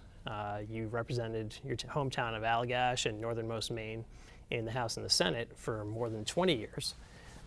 But you've been working in the woods as a logger for many decades before that. And now you're running for governor as a Democratic candidate. So I guess I'd start with as a logger, as a tradesperson, or as an elected official, which of those things do you think best prepares you for running for governor? Well, I think the logger's definitely been the thing that's prepared me for everything. I mean, it's got me, where I've understood the challenges of Mainers, the power differentials, the wealth inequality. I mean, everything really has come from that background. It shaped how I was as a legislator too, how the unfairness, why I fought against Big Pharma. Yeah, of course he has no swag, bro. He's a fucking logger from Maine. What are you talking about? Like, have you heard how Janet Mills talks? Have you heard how Susan Collins talks? Have you guys met someone from Maine before? It's the oldest state in the fucking United States. That was part of the allure of Graham Platner, regardless of his red flags. That was part of the reason why people were like, oh my God, this is like an unbelievable gift. This guy can fucking yap till the cows come home.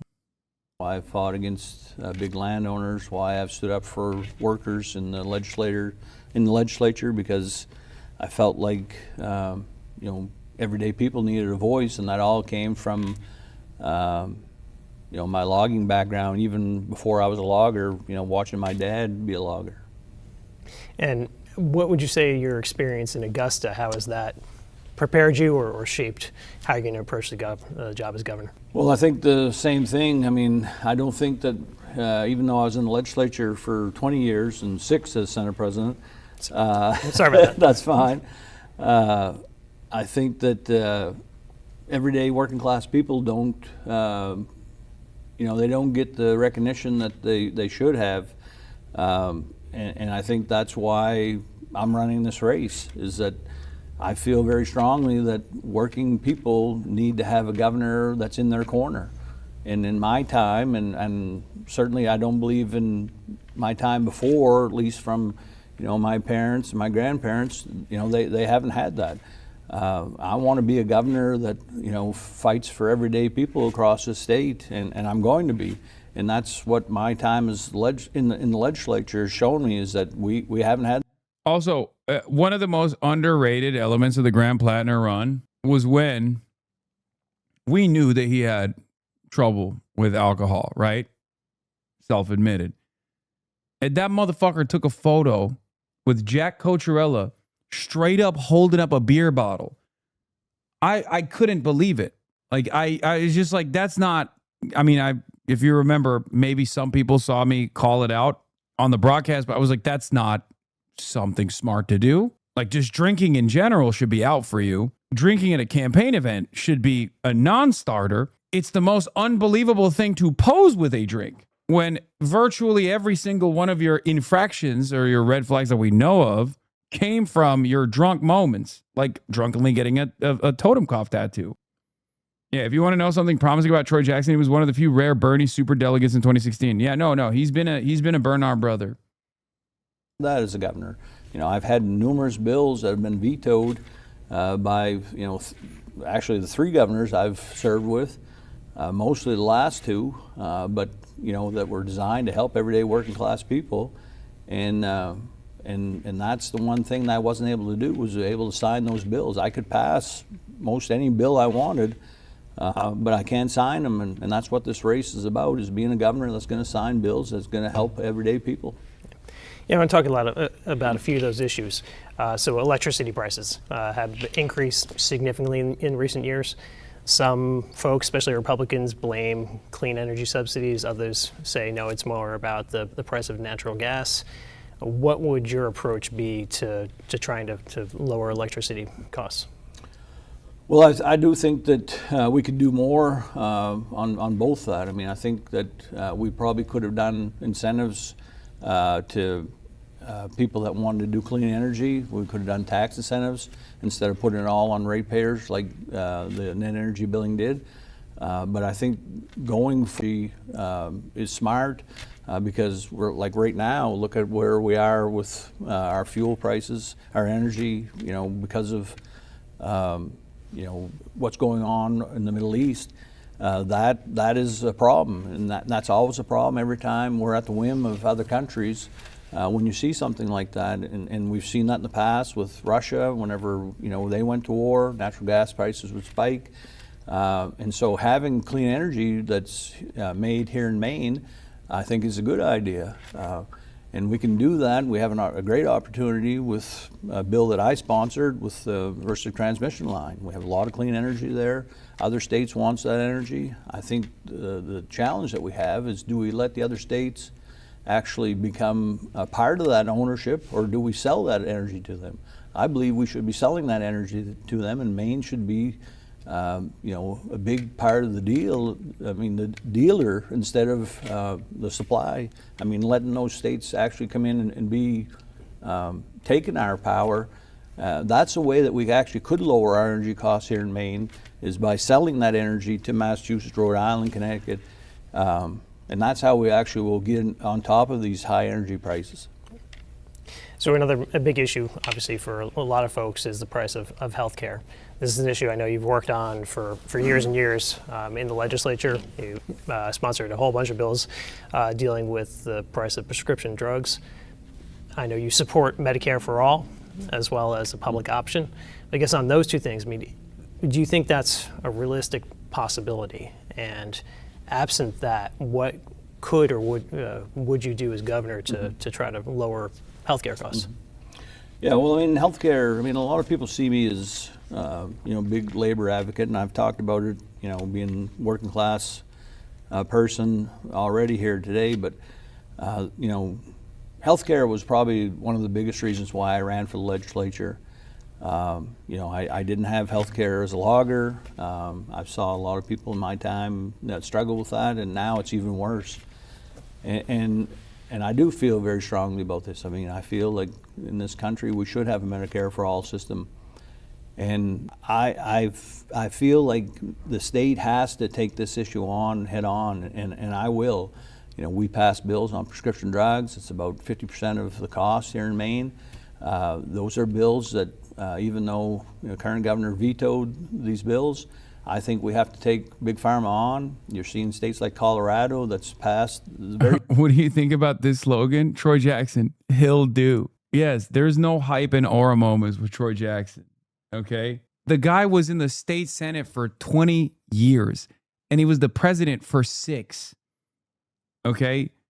What are you? It's not happening. He's not like this aura moments clip compilations guy. He is positively Rizless, but he's a Bernard brother. Also, he doesn't have a Nazi tattoo, nor did he join Blackwater, and no credible accusations. Bills that we had vetoed here 3 years ago. We're that far behind already, and we can do those bills, lower the cost of prescription drugs, and I think it's an imperative on us to go after Big Pharma and take these fights on. People need to know that the state government is going to be in their corner, and that's something that I feel strongly about. But I also think that we have to go after private equity in our hospitals, in our nursing homes, and things like that.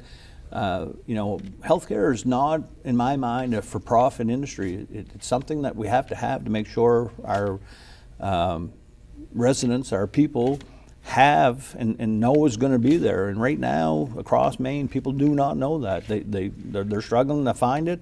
They're struggling to afford it. And as governor, I'm damn well going to be standing up and fighting for them that not only can they afford it, but they're going to be able to have it in their communities. Healthcare costs are certainly a nonpartisan issue, but it seems like a lot of times when these bills get to the legislature, they become more partisan. How important would it be for you to have a Democratic-controlled legislature, or can you work with Republicans on some of these big healthcare initiatives? Well, I don't see this as partisan either, but unfortunately sometimes it does become that way. But I mean, on these prescription drug bills, pass these bipartisanly. And I would hope that we could continue that because obviously it doesn't matter if you're Republican or Democrat, you need prescription drugs, you need health care.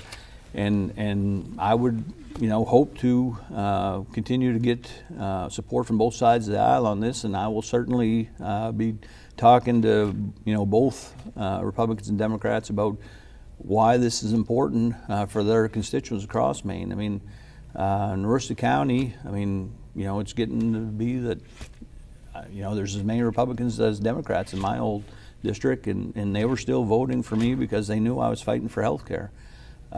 So I'm not going to look at that as a partisan issue. I'm going to look at that as an issue that Mainers need, regardless of party affiliation. Yeah.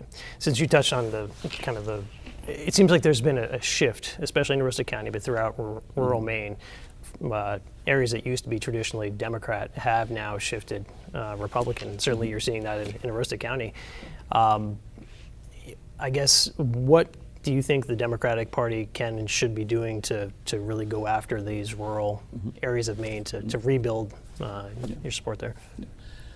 I think regardless of the party, I think that people in Maine and probably across the United States want elected officials to be talking about economic issues. I mean, obviously you hear everybody talking about affordability now, but in my races, economics has been the issue all along. That's how I got started, fighting for jobs in the logging industry. But it's been healthcare, prescription drugs. Nursing homes. We've lost 40% of our nursing homes in Maine, and people are having a hard time to know where they're going to take their mom or dad whenever they get to that position, or Even for elders, like when they comes to that time that they can't take care of their home, like where are they going to get their health care? And these issues have become, and property tax reform, I mean, people are having a hard time paying their property taxes. All these issues have become a major problem for people across the state more than ever. And certainly for Democrats, I mean, we have to get back to economic issues, talking about these issues, fighting for these issues. Regardless of the party, I think that is what people are going to flock to. If it's Democrats that want to talk about it or Republicans, that's where voters are going to go. And I know in my races, that's what have made people want to vote for me. That's what I've always fought for, and I believe that's why I've won my elections in the second CD. So you've mentioned a couple times now, you alluded to the fact that Governor Mills has vetoed numerous of your bills. I think you said before that you believe she's vetoed more of your bills than perhaps anybody else. No. It's no secret in Augusta that you've had kind of a rocky, sometimes thorny relationship with the governor. How would you approach the job differently, or would you approach the job differently than Governor Mills has? So on lock in, you can't let the chatter saying he's boring win. I mean, they're not wrong. He is boring. It's true. This is politics. What, you think everyone's going to be fucking flashy? You think every person, this is a person who is a career politician, man. What are we talking about? Yeah, he's an old man with good policies. He's the best we're going to get. I don't think there's a hidden political talent waiting in the fucking darkness in the forests of Maine. Okay? Troy Jackson. I didn't do a rape. That's crazy. I think I've spoiled you silly. Okay? Up and down the ballot. I've spoiled you silly that you think every candidate is going to be like Maylot Quiros. Every candidate is going to be like Zoran Mamdani. Every candidate is going to be like Daria Liza or Claire Valdez. Not everyone has the Turby Derby method, okay? Yeah, not everyone is going to be like Abdul. You guys for Durbin, Turby Durden.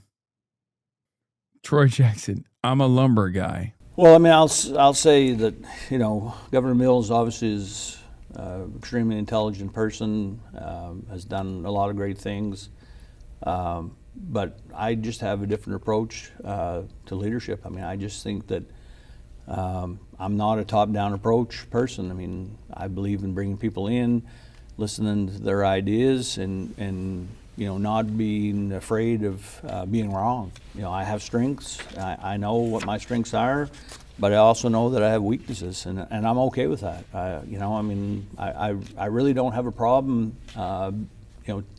telling someone that I haven't heard of that, or I've never experienced that, or tell me how we can get this done. It's okay for me to ask for help, and that's how I'm going to approach being governor. Is bring smart people in, bring people that know more about an issue than I do, and let's get to work and figure this out. And that's really what's exciting me about this job. I mean, just like when I was Senate President, putting the other senators in the committee positions, I'm looking forward to finding the best people for commissioner slots. That really does excite me, and but I want to have people come in and explain to me why we should be doing this, or hearing their ideas. I put more bills in than anybody in the Maine legislature, and to some people's chagrin. But it was because I had people that came up to me with great ideas, and I thought, that has huge merit. Let's go forward with that, and that's how I'm going to be governor. Is I want to hear those ideas, and I want to work with people, and I think that's a good leader, is when you're willing to listen to people. This is a man from a town with 236 people. There's no way he's only 58, only 2 years older than Chris Rabb. Oh my God. Sir, I have memes and you know it. Should Maine have another progressive candidate? No, it's the voters who are wrong. If Troy turns out to have skeletons in his closet too, I think we put an immediate moratorium on running candidates with quirky jobs like oyster farmers or lumberjacks. Brother, it's Maine. I'm sorry that you can't run a fucking, high-powered attorney who got fired from her job for writing a scathing but accurate assessment on Israel's genocidal crimes against the Palestinians. in Maine. Like, not everywhere you're going to find. You're talking about a guy who's been in the state house for 30 years in Maine. Of course he's a loggerman or an oyster fisherman or whatever. Hear me out. Yeah, Miss Rachel. Time for Miss Rachel to carpet bag back to Maine. The least quirky job in Maine is probably like pea milk latte barista. Thinking about that window of time after Tara Reade made her allegations, but before people decided they were lies, when like 4 major liberal feminists rolled out articles like this, I can't believe I have to vote for Joe Biden. Yeah. That joke stolen from the TrueAnon subreddit. Is Megaphonics ripping jokes from the TrueAnon subreddit? That's shameless. I made those up by myself. That's crazy. It's okay you rip jokes from chat all the time. It's our jokes, comrade. The fuck do you mean? The contrast, a young dynamic rapist with alcohol issues, old as dirt workhorse with a stamp collection, may be able to beat a paper bag. Are you going to be at Streamer University? No. I don't believe I will be at Streamer University.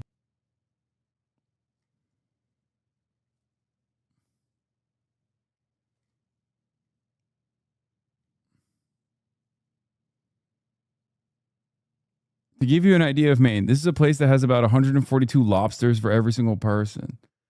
I mean, the more I see, like, the exciting prospect of the oldest Mainers looked at a guy like Graham Platner and were like, I didn't even know politicians could speak like this. You know what I mean? Because, like, he does come across like Elvis Presley when you look at the rest of the crop, right? I mean, what do we know of Maine politicians? We know Janet Mills, Pill's Mafia, Susan Collins, Troy Jackson, Graham Platner.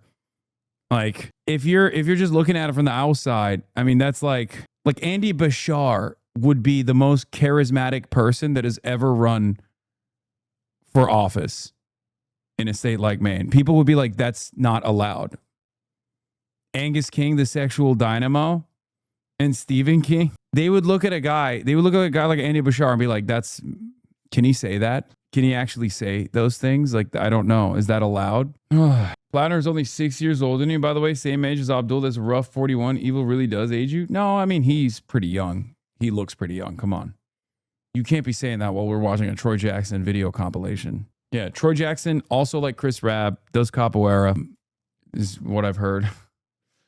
Anyway, all right, I'm gone for today. What a fucking roller coaster this was, huh? Anyway, we still got Abdul, baby. Still got Abdul. That's all I got for today. Also,